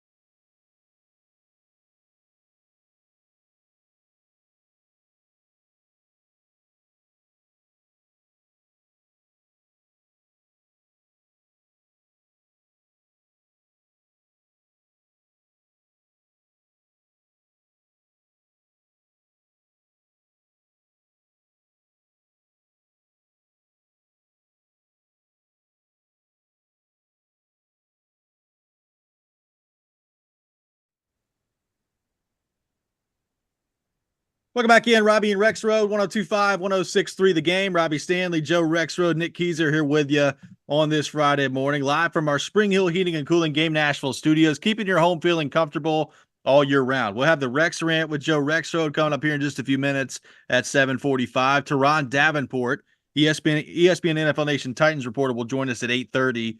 He's been down live at the Senior Bowl all week, so looking forward to getting TD's perspective on that and all things Tennessee Titans coming up later in the 8 o'clock hour. Taking your thoughts right now, 615-737-1025. Joe, before we get back into the Titans real quickly, I do want to get your thoughts on this Brad Bohannon thing in Alabama. So for those who missed it, Brad Bohannon and the gambling stuff at the University of Alabama baseball team, the NCAA, I guess, completed their investigation and announced the findings of it yesterday. I'll just read the first three graphs from David Purdum's story at ESPN.com because it's pretty incredible. The former head baseball coach for the University of Alabama knowingly provided inside information to a gambler who bet against the Crimson Tide in an SEC game last spring, the NCAA said on Thursday in announcing sanctions for both the coach and the school. Former Alabama coach Brad Bohannon was fired in May, failed to participate in the NCAA's investigation into suspicious betting on an Alabama LSU baseball game on April 28, 2023.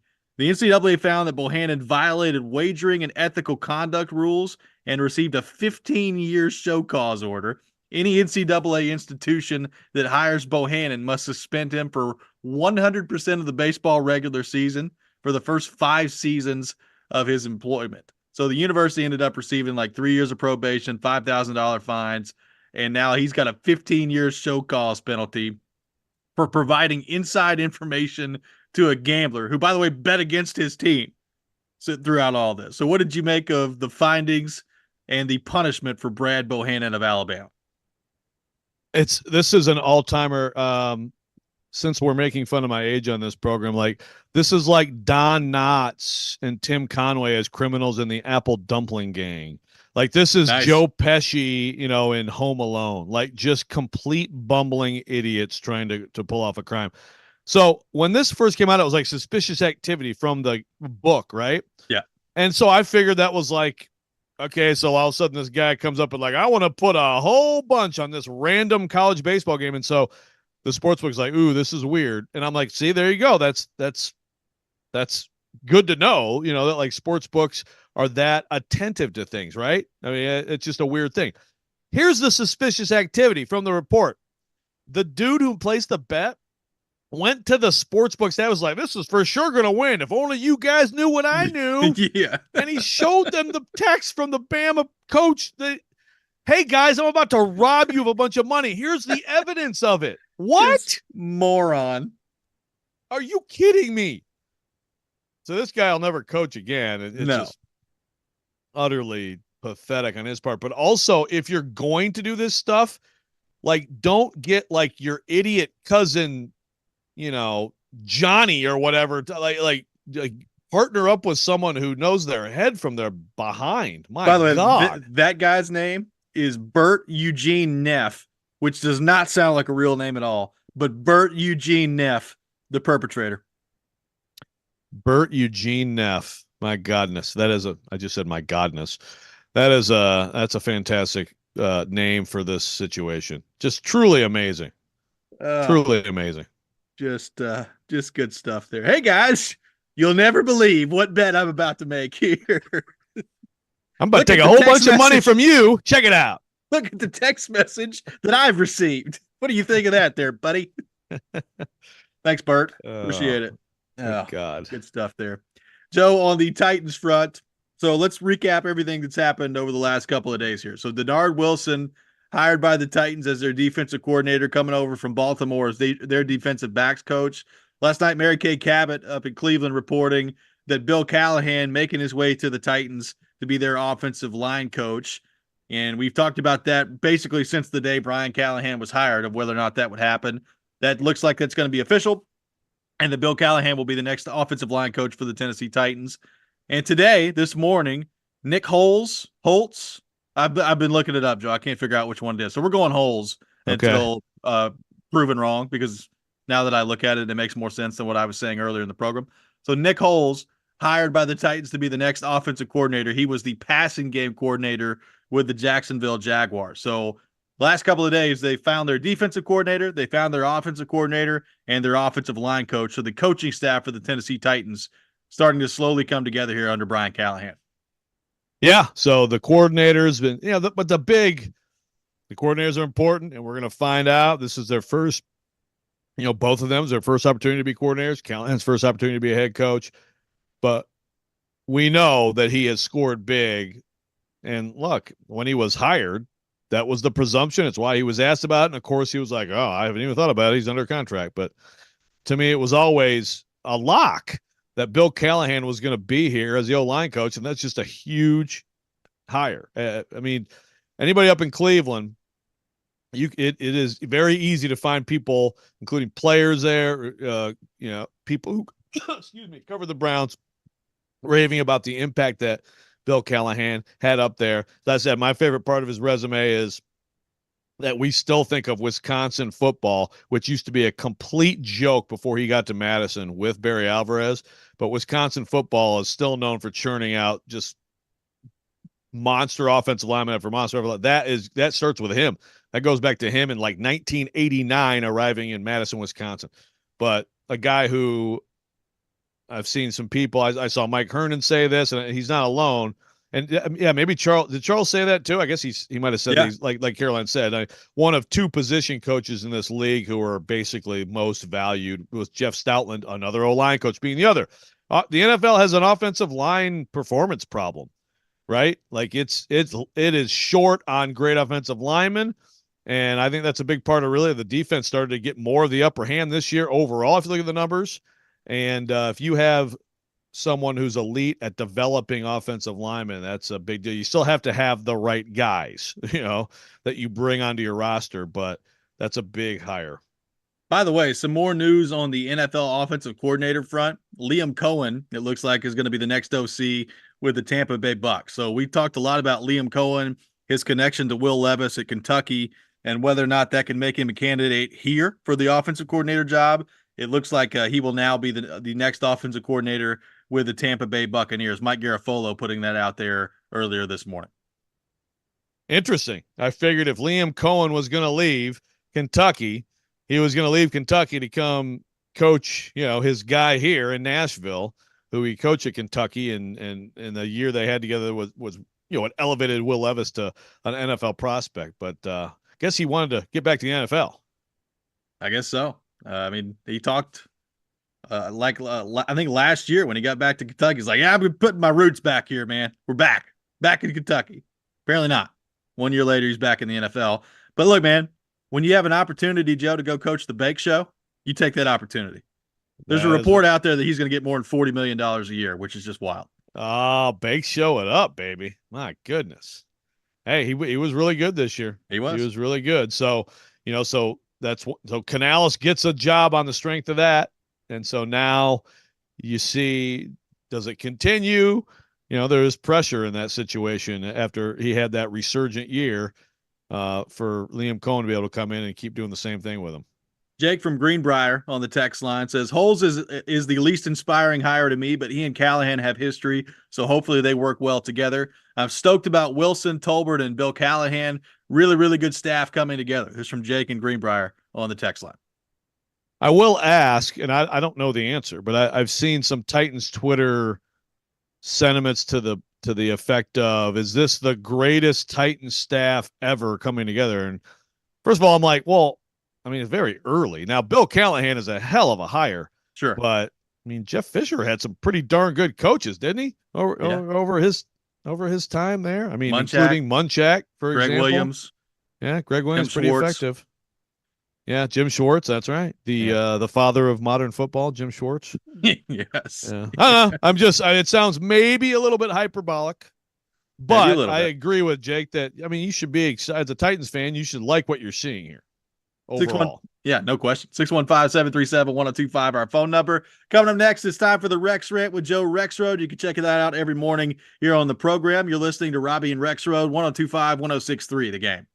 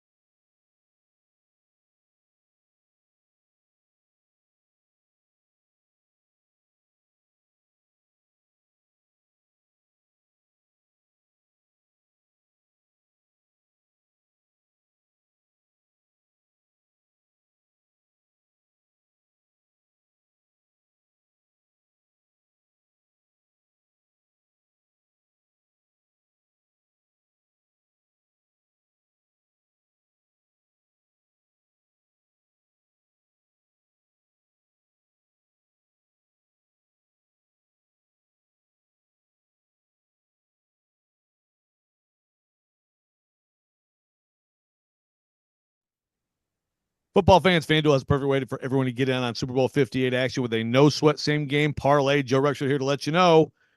You bet on Super Bowl 58 on FanDuel. One game can mean a lot of wins. America's #1 sportsbook has all your favorite bets. You can go money line, point spread. And by the way, if you want to get my opinion, I have to be big on the Chiefs at this point. I cannot not believe in the Chiefs. But there's all sorts of prop bets as well. Travis Kelce surging here in the postseason. That means you can combine all your bets for a chance at a bigger payday. You're going to get bonus bets back if your same-game parlay doesn't win. So start building your own, or just bet a popular same-game parlay already made for you in America's #1 sportsbook. Just visit FanDuel.com/Joe102 if you don't have an account. Make every moment more with FanDuel, official sportsbook partner of the NFL. You got to be 21 or older and present in Tennessee. Minimum 3-leg parlay required. Refund issued as now a drawable bonus bet. Expires 7 days after receipt. Max refund $5 less otherwise specified. Restrictions apply. See terms at sportsbook.fanduel.com. Gambling problem? Call the Tennessee Red Line 800-889-9789.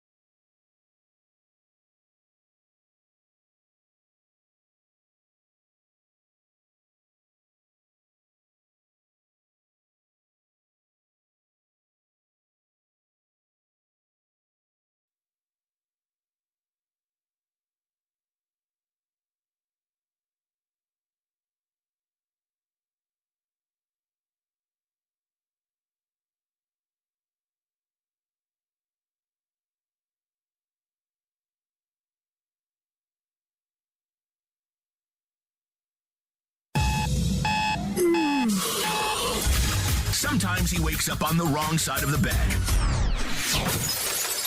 And sometimes he's just, well, Joe. Awkward moment. Let's do it. This is the Rex Rant, now on Robby and Rexrode. You know, obviously they made some plays. We had a hard time staying in front of them at the end of the day. I'm just sick and tired of our guys getting smashed down there. Smashed! We'll get ready to play Tennessee. We were incredibly outmanned at the end. Had 4 guys on the bench in foul trouble. Joke! It is that time of the day, time for the Rex Rant with Joe Rexrode. You can check it out every morning here on the program. Joe Rexrode, the floor is yours, my friend. Thank you. We're going to get back into the Vols, kind of. But a specific thing that happened this week. Well, it's a number of things that have happened this week. And, as Robby knows, I'm shooting him angry texts, and he's not alone. I'm like, dude, this is outrageous. So I want to start out today by saying this rant is not intended to defend Dan Wetzel. Dan Wetzel, Yahoo Sports columnist, friend of the show, guy I've known for a long time. So, you can talk about defending buddies if you want. But again, he doesn't need that. Dan Wetzel's a guy who's been a model as a sports journalist for a lot of people for a long time in this business. So it's not about defending him. It's about being offended by the abject and rampant stupidity I'm seeing this week. Okay. Okay. Now there's Vol Twitter. Look, Vol Twitter is Vol Twitter. Vol Twitter has like Pat Forty standing at 5'2" and makes $8 an hour at Sports Illustrated. So you know what? do your thing, Vol Twitter. Okay. I can't stop that train. Okay. But Vol Twitter also took a snippet from Wetzel this week on his podcast he does with 40 and with Ross Dellinger at Yahoo, and they turned him into a racist who should be fired immediately. So let's hear the actual clip in full context. Tennessee knows what they're facing. Let's say there was a quarterback from California named Rico. Blah, blah, blah, we'll throw a couple more in there, right? Some guy named Rico is from California, 5-star quarterback, and he just happened to commit to and is now a fresh played. It's already done a freshman. He's going into his sophomore year. He's going to be the starter for the Tennessee Vols, and he came from. And there was a lot of talk. He had this deal, Spire Sports. Would it be similar to that type of a case? A Rico, not a Nico, a Rico. It would be. It would be. Okay. So maybe even Chico, either one. Anybody, yeah. Or it could be Rick, it could be Nick, whatever. Imagine, just hypothetically imagine a 5-star quarterback from California entered into agreement with a collective that is associated with based in Knoxville, Tennessee. Yeah, it's kind of associated with Tennessee. I don't know. Who knows? Who can say? Who can say? Right? And he just happens to agree to this deal, and there's a lot of contract, and it's supposed to be $5 million and all this stuff, and you can get paid while you're still in high school. Just hypothetically imagine that was the case. And the NCAA said, we're not into that. That would be pretty much the case, right? Yes. Okay. That your hypothetical collective entered into agreements with multiple athletes in multiple sports, but most notably a 5-star quarterback of some name. Yeah. Some guy named Nick from California. Okay. So we've all known about this case. And obviously the beauty of it was I've seen 2 early defenses on this from the school. And then I have some from lawyer extraordinaire, Tom Mars. Okay, so we got the gist, right? They're talking about the contract. So Wetzel's playing with Nico's name because, right, the NCAA doesn't have the name, and when it first came out, it was like there's this contract, and it's some quarterback. So he's having fun with altering his name, right? So take a tiny snippet. It looks like he's just an insensitive boob who would rather make fun of a Polynesian name than pronounce it correctly. Correct. So you know what? Vol Twitter, go off. Fine. That's what I expect this from Vol Twitter, okay? Hate Wetzel. And by the way, keep hating Pat Forty and Dan Wolken. Hate them together. Let's call them Dat Folke from now on. Dat Folke, okay? But my problem this week is not Vol Twitter. It's Vol Fan Media. Can we make this a hashtag? Hashtag Vol Fan Media. Sure. Because Vol Fan Media is out of hand this week, okay? One, because a lot of Vol Fan Media has accepted that snippet and just completely furthered the disingenuous meaning of it, okay? Vol Twitter, you can do that stuff. Vol Fan Media, no. Vol Fan Media, you cannot do that. You've got to be better than that. You got to at least listen to what they said and say, oh, actually, okay, that's not actually what it meant. Also, Volfan Media is on this idea of these guys are working at the NCAA's behest. Holy crap. Again, I'm not a defending Dan Wetzel. I'm offended by your stupidity. In 1999, Dan Wetzel wrote a book called Soul Influence about shoe companies and college basketball recruiting. It was the definitive work on cheating in college hoops at the time. It was utterly disemboweling of the NCAA and the entire system. He further disemboweled the NCAA with a book on Jerry Tarkanian and his book titled Death to the BCS. There's not a single person in media in the modern era who has done more to consistently savage the NCAA and the archaic college sports system that we've been living with than Dan Wetzel. There's not one person. And now he's working at the NCAA's behest to take down Tennessee. Vol Twitter, you are an animal. I can't control you. Do your thing. Volfan Media, my God, man, get a clue. Very well said. Very well said on that front. And I can attest. I have received several text messages from Joe Rexrode this week. It's been a week that has tested Rexrode's patience on the Volfan Media front. There's no question about that. There's been a lot of hot takes spewing this week, Joe. I mean, again, it's some of the people I'm ripping out I consider friends, but like, dude, like just, it's okay. You don't have to like cheerlead all the Tennessee statements, and you don't have to join up with these stupid ideas about stupid conspiracies that don't exist.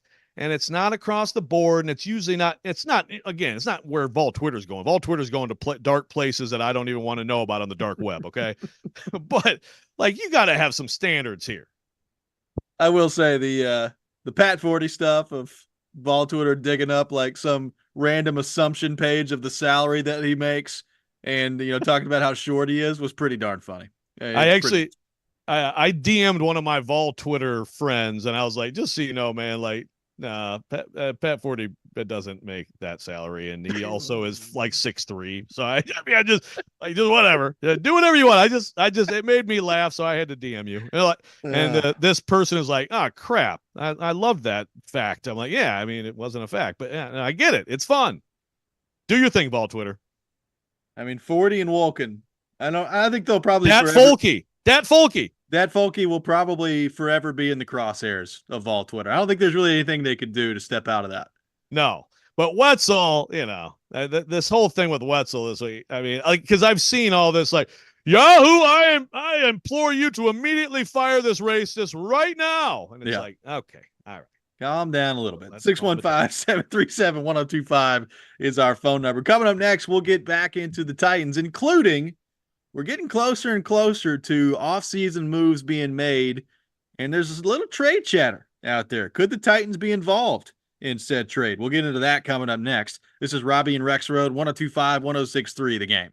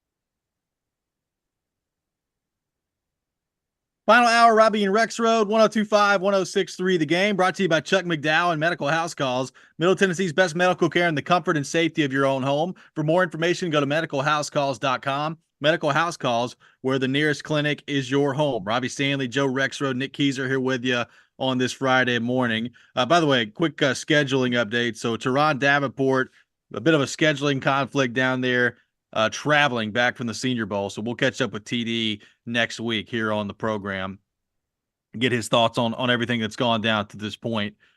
Joe, an interesting situation brewing in Cincinnati. So we talked about the T. Higgins situation a lot, of his contract situation and what that ultimately is going to end up looking like in Cincinnati, or could he potentially reach free agency? So Bengals director of personnel Duke Tobin spoke earlier this week at the Senior Bowl, and they talked about a number of things, but T. Higgins came up, and Higgins is no longer under contract with the Bengals.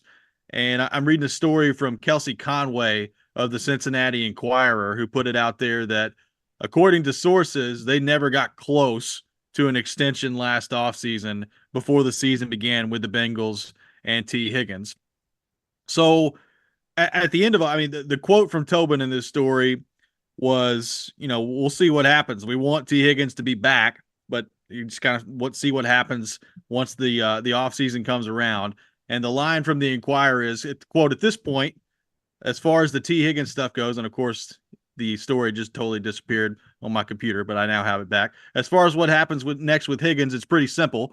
The three options for the Bengals with Higgins are the following: place the franchise tag on him and keep him around for one more season at $20+ million, tag him and then trade him to get draft picks, or let him go to another team in free agency. That's what's facing the Bengals right now as they try to figure out what happens with T. Higgins. So the tag him and trade him option is pretty interesting. What do you make of that option? And if that becomes something for the Bengals to consider, do you think the Titans could and will involve themselves in a T. Higgins sweepstake?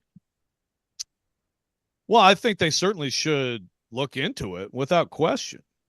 We had this this was a legitimate here's gosh, I need Caroline on right now, because this is right in her face, because she made this a topic yesterday. She had no idea what I was going to say. I don't know if Jared had addressed it or not, but she had no idea what I was going to say. We haven't talked about this yet.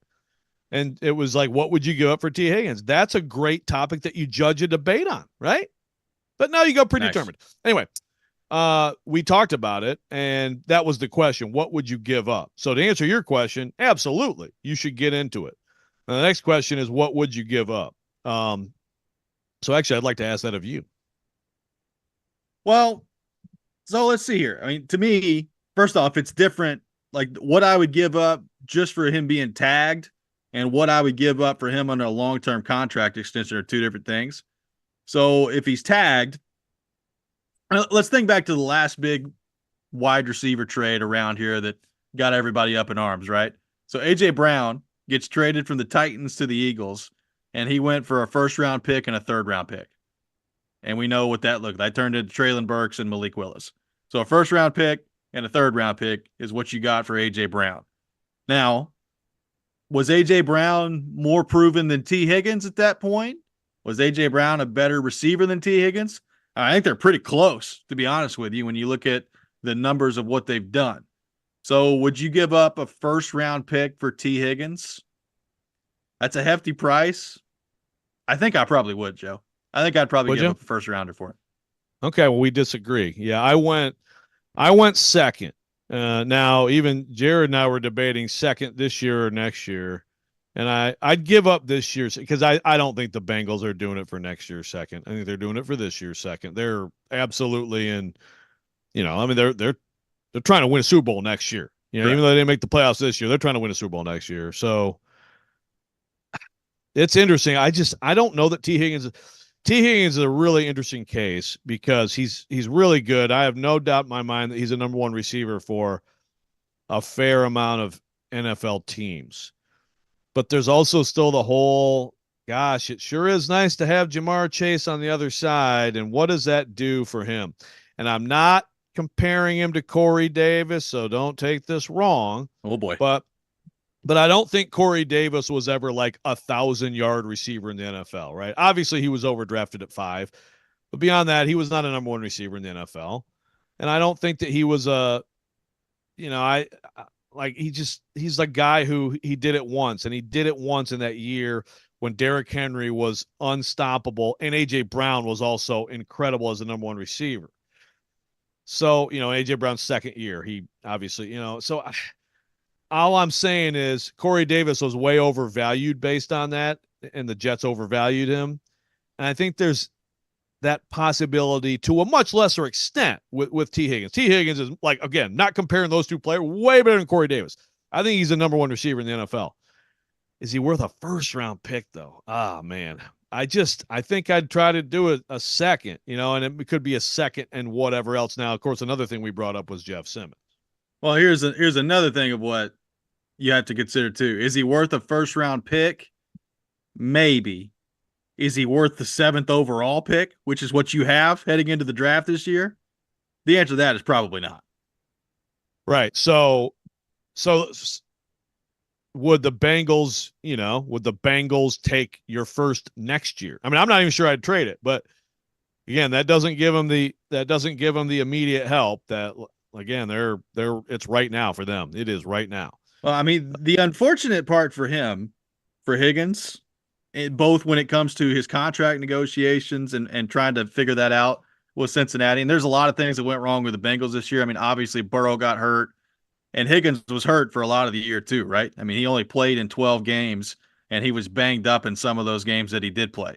So he only ended up with 42 catches for 656 yards and 5 touchdowns this year. And he had some monster games. He also had some games where he did pretty much nothing, including the Titans game here when he played. And I think he got hurt early in that game, but didn't do much in that one either. So, it was not a great year for T. Higgins in terms of contract leverage heading into next year.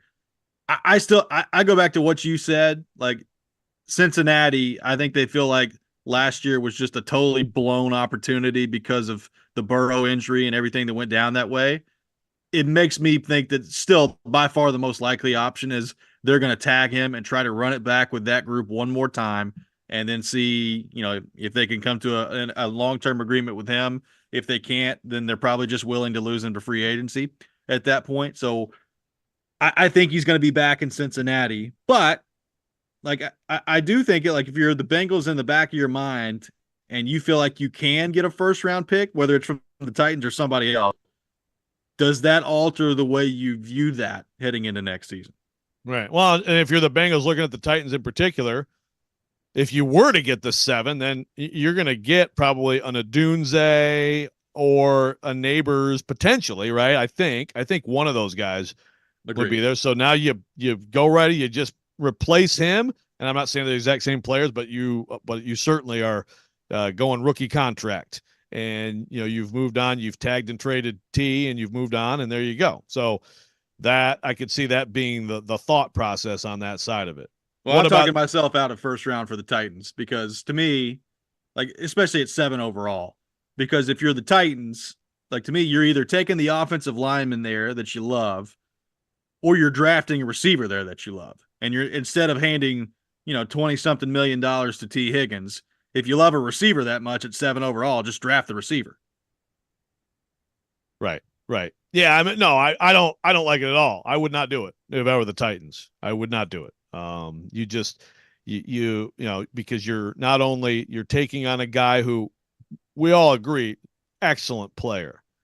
There's still a little bit of a question, and when you put him in a different situation like this, but also you're taking on that money. You're sign and trade, and you're signed to an extension, and so that's a big cost. And you lose this pick where you so badly need. You just so badly need draft capital to drive your comeback here, just like the Rams did with one amazing draft last year. Okay, so let me ask you this. So AJ went for a first and a third. Let's say T. Higgins cost a 2nd this year and a 3rd next year. Would you do that? 2nd this year and a 3rd next year? Yeah.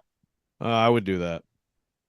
I think I would do too. that. And remember, now remember, they don't have a 3rd this year. So that Correct. is that leaves you with a big gap after that first pick, unless you can trade back up, into the second day of the draft. So it's a cost, but I think I would do that. It does, but at that situation, you retain your first round pick, which is probably Joe Alt or some tackle, and then you get T. Higgins. So you feel pretty good about those two moves on the offensive side of the ball. Again, I think the Cincinnati part of this is they're going to tag him one more time and take one more crack at it. But it is interesting. Like it doesn't feel like they're even close when it comes to a long-term deal. And if that remains the case, is there more pressure applied to get something for him if you're Cincinnati rather than potentially losing for nothing? Yeah. And also the Cincinnati's apparent stance on this, I mean, they're saying all the right things, but is that a little bit of a hint at what that maybe they don't think he's as great as some people do? They certainly would rather have him, I think, right? Yeah. But you do wonder about that too. What about Jeff Simmons? Oh man. I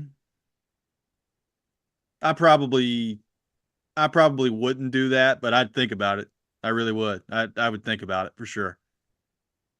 Yeah, I said no yesterday when that was brought up because, I understand the Titans right now are near the bottom and it's a new coach and it's a rebuild, quote unquote. But you still if you take Simmons out of that defense with the other issues that you have, I mean, you still have to next year you need to try to make the playoffs. And if you have a great offseason, you could. And then it's the rebuilds in this league are not. It's not like, okay, well, just a couple more wins next year, and then eventually we'll build up. It's not college football, It's you should be able to quickly get back to decent / pretty good. I would look at this team trying to get back to being really competitive as the timeline of him, and he's got good years left. I just think you take him out of that middle of that defense, and now you just have so many issues on that side of the ball to deal with. And I think he makes people better. And I mean, sure, I'd think about it too. I mean, I'm not going to immediately just slam the door, but I wouldn't do it. We'll take your thoughts on T. Higgins, 615-737-1025, our phone number. Would you consider trading for him if he becomes available from Cincinnati? And what's the price that you're willing to give up? 615-737-1025, our phone number. More on that next. This is Robby and Rexrode, 1025-1063, The Game.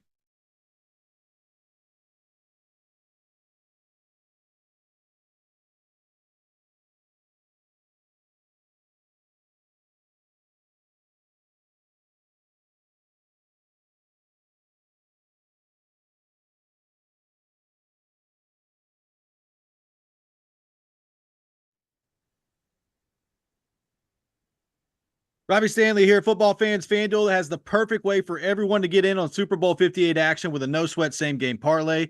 But when you bet on Super Bowl 58 on FanDuel, one game can mean a whole lot of wins. America's #1 sportsbook has all your favorite bets like the money line and the spread, plus all sorts of prop bets as well. I'm taking Kansas City to take down San Francisco, and I'm going Patrick Mahomes over on the passing yards, but you can take it any way you want to take it. That means when you combine all your bets for a chance at a bigger payday, you'll get bonus bets back if your same game parlay doesn't win. So start building your own or just bet a popular same game parlay already made for you in America's #1 sportsbook. Just visit FanDuel.com/Rob if you don't already have an account. Make every moment more with FanDuel, an official sportsbook partner of the NFL. Must be 21 or older and present in Tennessee. Minimum 3-leg parlay required. Refund issued as non-withdrawable bonus bets, which expires 7 days after receipt. Max refund of $5 unless otherwise specified. Restrictions apply. See terms at sportsbook.fanduel.com. Got a gambling problem? Call the Tennessee Red Line at 1-800-889-9789.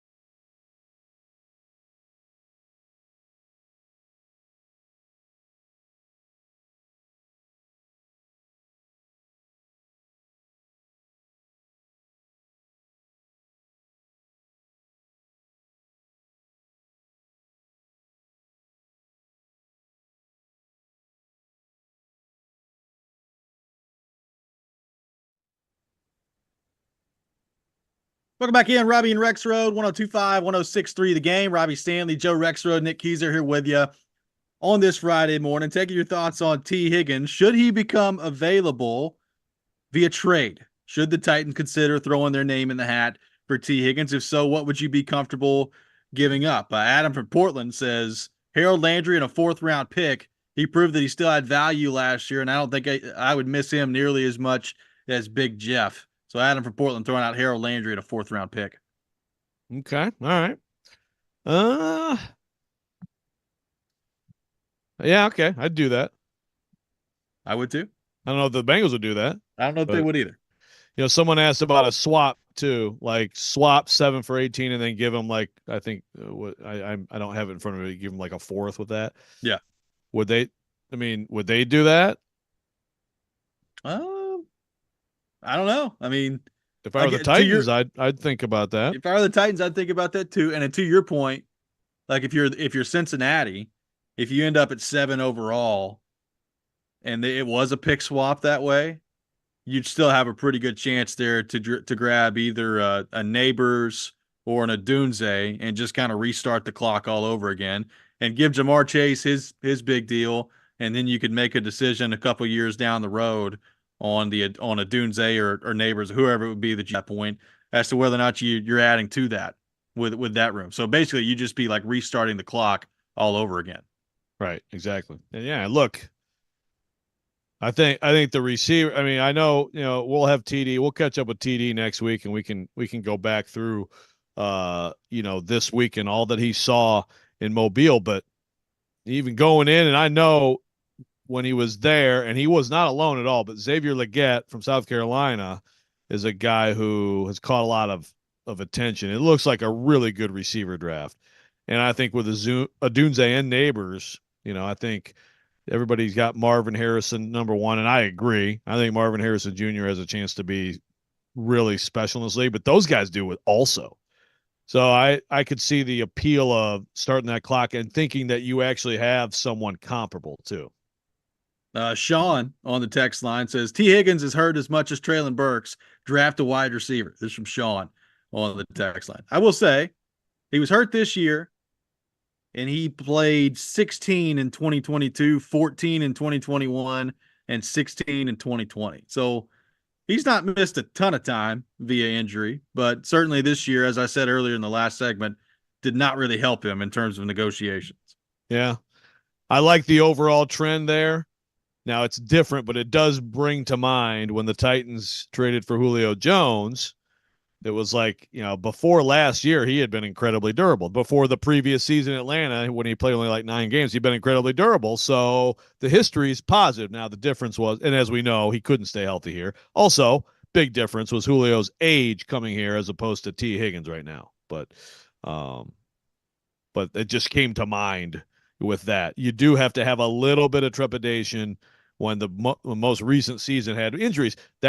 When the Titans trade A.J. Brown, right, the people spinning it a positive way were like, well, he has been hurt a lot, and he's been pretty good. Although now people are mad at him again. So the Eagles are talking about not trading him no matter what, which I guess means they're about to trade him.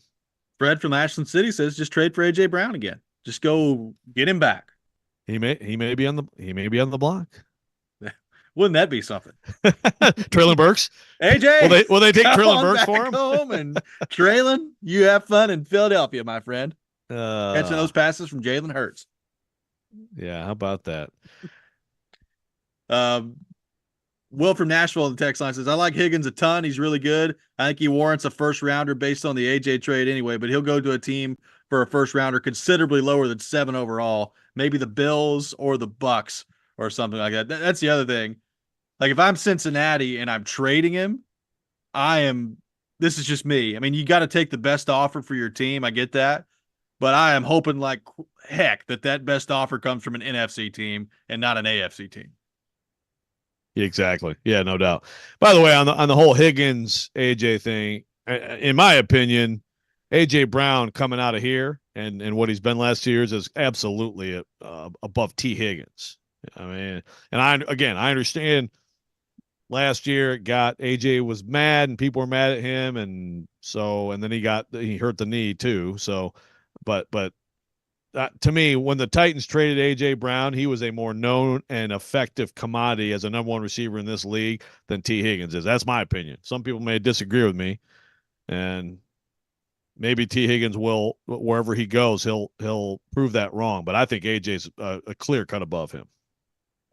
Michael on the text line says, I'd rather try to get Mike Evans than not have to trade assets and to keep our picks. So Mike Evans is scheduled to be a free agent. He's 30 years old, which is another interesting part of this. He'll be 31 in August. He has been, I mean, when you look at Mike Evans' numbers, it's pretty unbelievable what he's done. I mean, every year that he has been in the league. So let's go back from 2014 until now. He's been 1,000-yard receiver every single year he's been in the league. So, like, nobody thinks about Mike Evans. When you start listing off the top receivers in the NFL, very, very rarely does, like, Mike Evans' name come up near the top of the list. He's very quietly, Joe, building a Hall of Fame career, and he's got 11,000 yards receiving right now and a Super Bowl to go along with it. I still think he's probably going to end up back in Tampa with how good he and Baker were this year. But would you consider Mike Evans, should he get out there, even at age 31, which he'll be in August? Yeah, no, he's excellent. And you put the three, when the three is the first number in this league, you worry, but I think he's outstanding. I'm with you. I think he'll probably re-sign with them. With him, it's like there is a little bit of, like, you just would like to have, you think about next year, 1 year with Hopkins, you'd like to have a little bit more of a speed player. Agreed. And Mike Evans is another one but whatever, it works. He gets open and he's going to win the 50-50 balls are 80-20 for him, right? Which is kind of like in a little different way, but it's kind of like Hopkins too. But I like the idea of a speed guy a little bit better. But there's also Tyler Boyd. Someone texted me today. We talked about that too. Tyler Boyd is kind of lost in the shuffle, but I mean, obviously Brian Callahan knows him well, and I think he's a very good receiver. I mean, he's a heck of a three there, that's for sure. But I think he could be a really nice signing for somebody. We'll take more of your thoughts on the Titans. 615-737-1025, our phone number. 615-737-1025. You're listening to Robby and Rexrode, 1025-1063, The Game.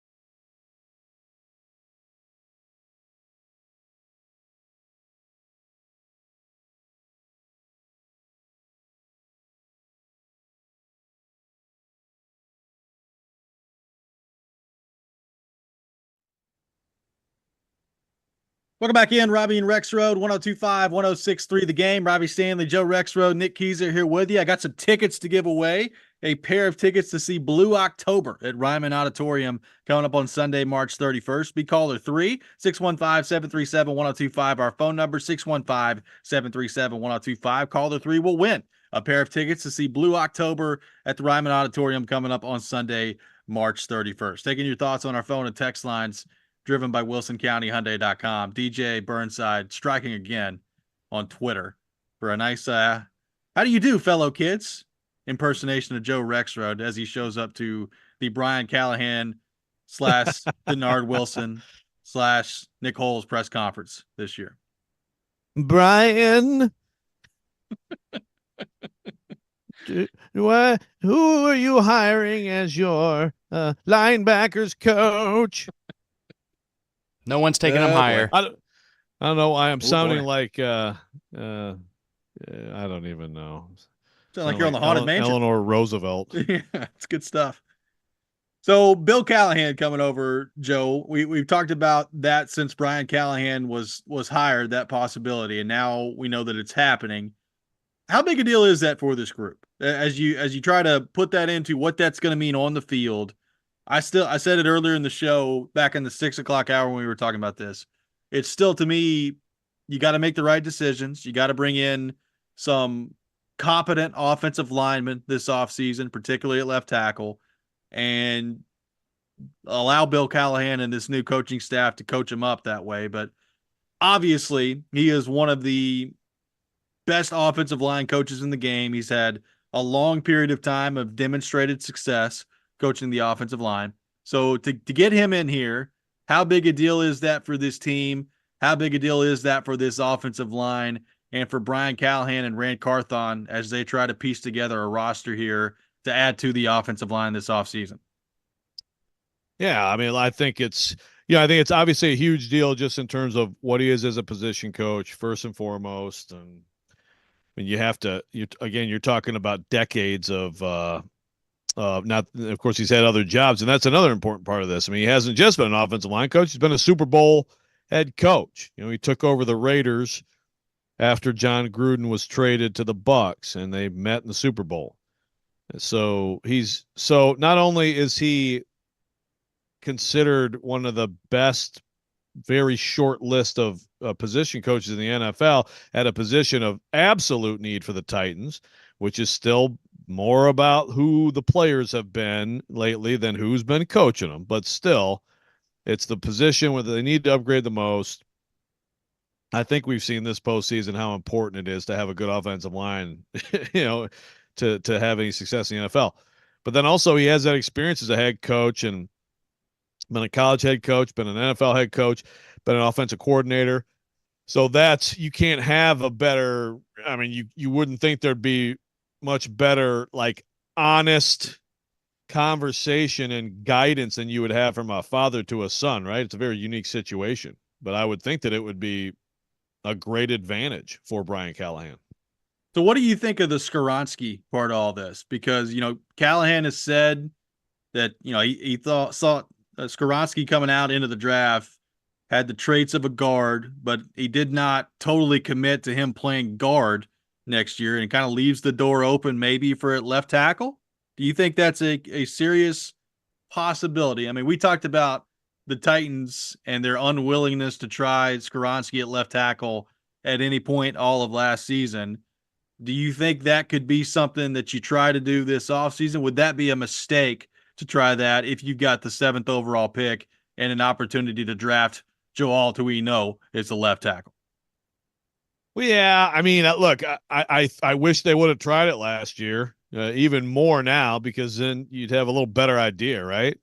I'm sure it'd be great for those guys to see a little bit on film of him in the NFL playing left tackle, but Vrabel, who is to blame for all things and is the worst coach in the history of the Tennessee Titans, did not do it. So that coach couldn't find a job this offseason. That's right. Even with us Bobos here on the show pumping his tires. Like we've been saying, that guy is unhireable. What a great firing by the Titans. Great job, Amy Adams-Strunk.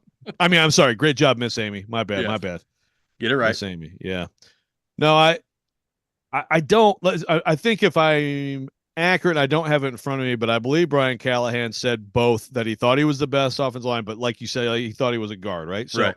yeah, I don't expect him to like close or any doors on anything what he's asked right now, right? I mean, it would be silly to do that. So I'm guessing that he's just going to stay at guard. But hey, Bill Callahan has decades more experience coaching offensive linemen, so I mean, you're going to get, I think you should probably trust whatever the evaluation is of Skoronski. I guess I'd just be surprised based on what we saw last year, which was, I think overall a solid rookie season, but I would still, I think, term it disappointing, just because you're hoping if you draft someone that high, they come in immediately or like making a huge difference. And you can see it. I do think some of that probably has to do with the lack of competence around him, but I still would term it disappointing. But I also, as much as I wish the Titans would have just looked at it at some point, I wasn't watching them thinking, man, that guy, put him at left tackle, and now you're really going to be cooking. I think he's probably a guard, just like everybody said. But Bill Callahan will have that evaluation. I think look, obviously you can draft a receiver at 7 if you think Skoronski's your left tackle. If you think Skoronski's your left tackle, then you can absolutely go receiver, and now you've solved 2 problems. But I just would be surprised if that's the evaluation. I'm interested to see, when Bill Callahan looks at the tape, when Brian Callahan offers his thoughts, and what the true thoughts are of Rand Carthon as he evaluates the job the O-line did last year. Like, how many of these guys are coming back? How many of these starters are going to be starters again? Like, I thought Daniel Brunskill was fine. I thought Aaron Brewer had his moments. Nicholas Petit-Frere is a gigantic question mark to me heading into next year. And then, obviously Andre Dillard is not going to be back as the starting left tackle here. So I wonder as they get through all this, and Bill Callahan's offering his thoughts, and Brian Callahan's offering his thoughts, and Rand Carthon has his own opinions of what happened last year, how many of these guys that were on the offensive line are actually going to be back next season? That's a great question. I think potentially some back, but maybe they're in lesser roles. It's like good depth guy, like Brunskill. I think Brunskill's starting right guard next year.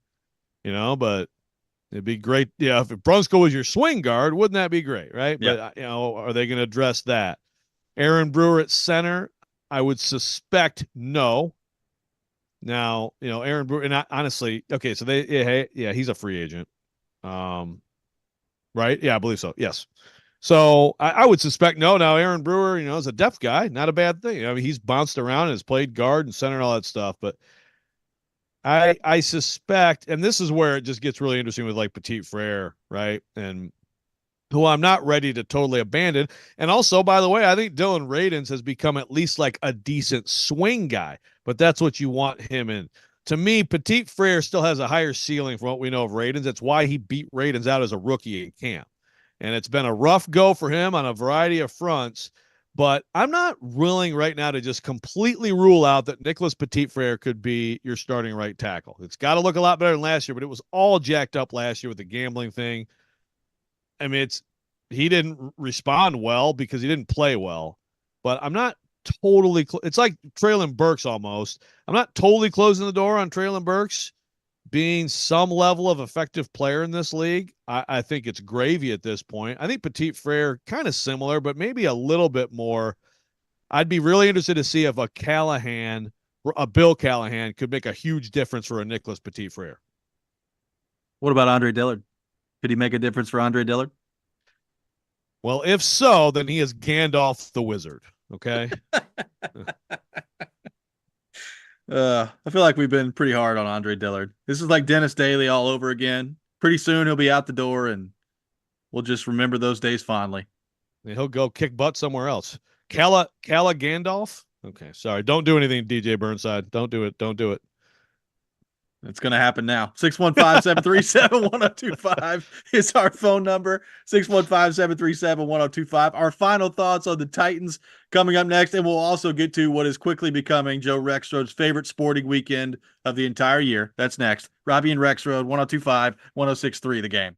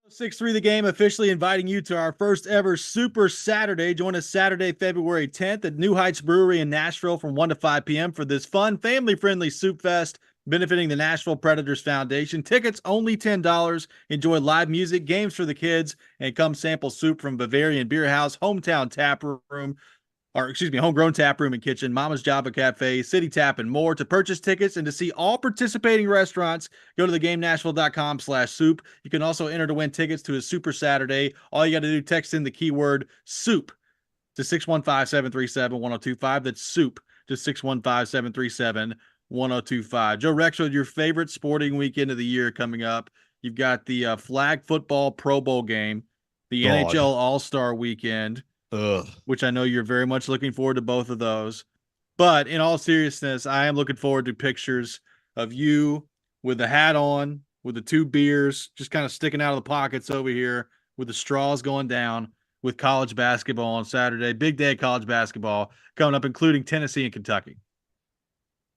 Big day. And, it's too bad, I guess, that the Vols and Kentucky both lost this week. They both lost at home.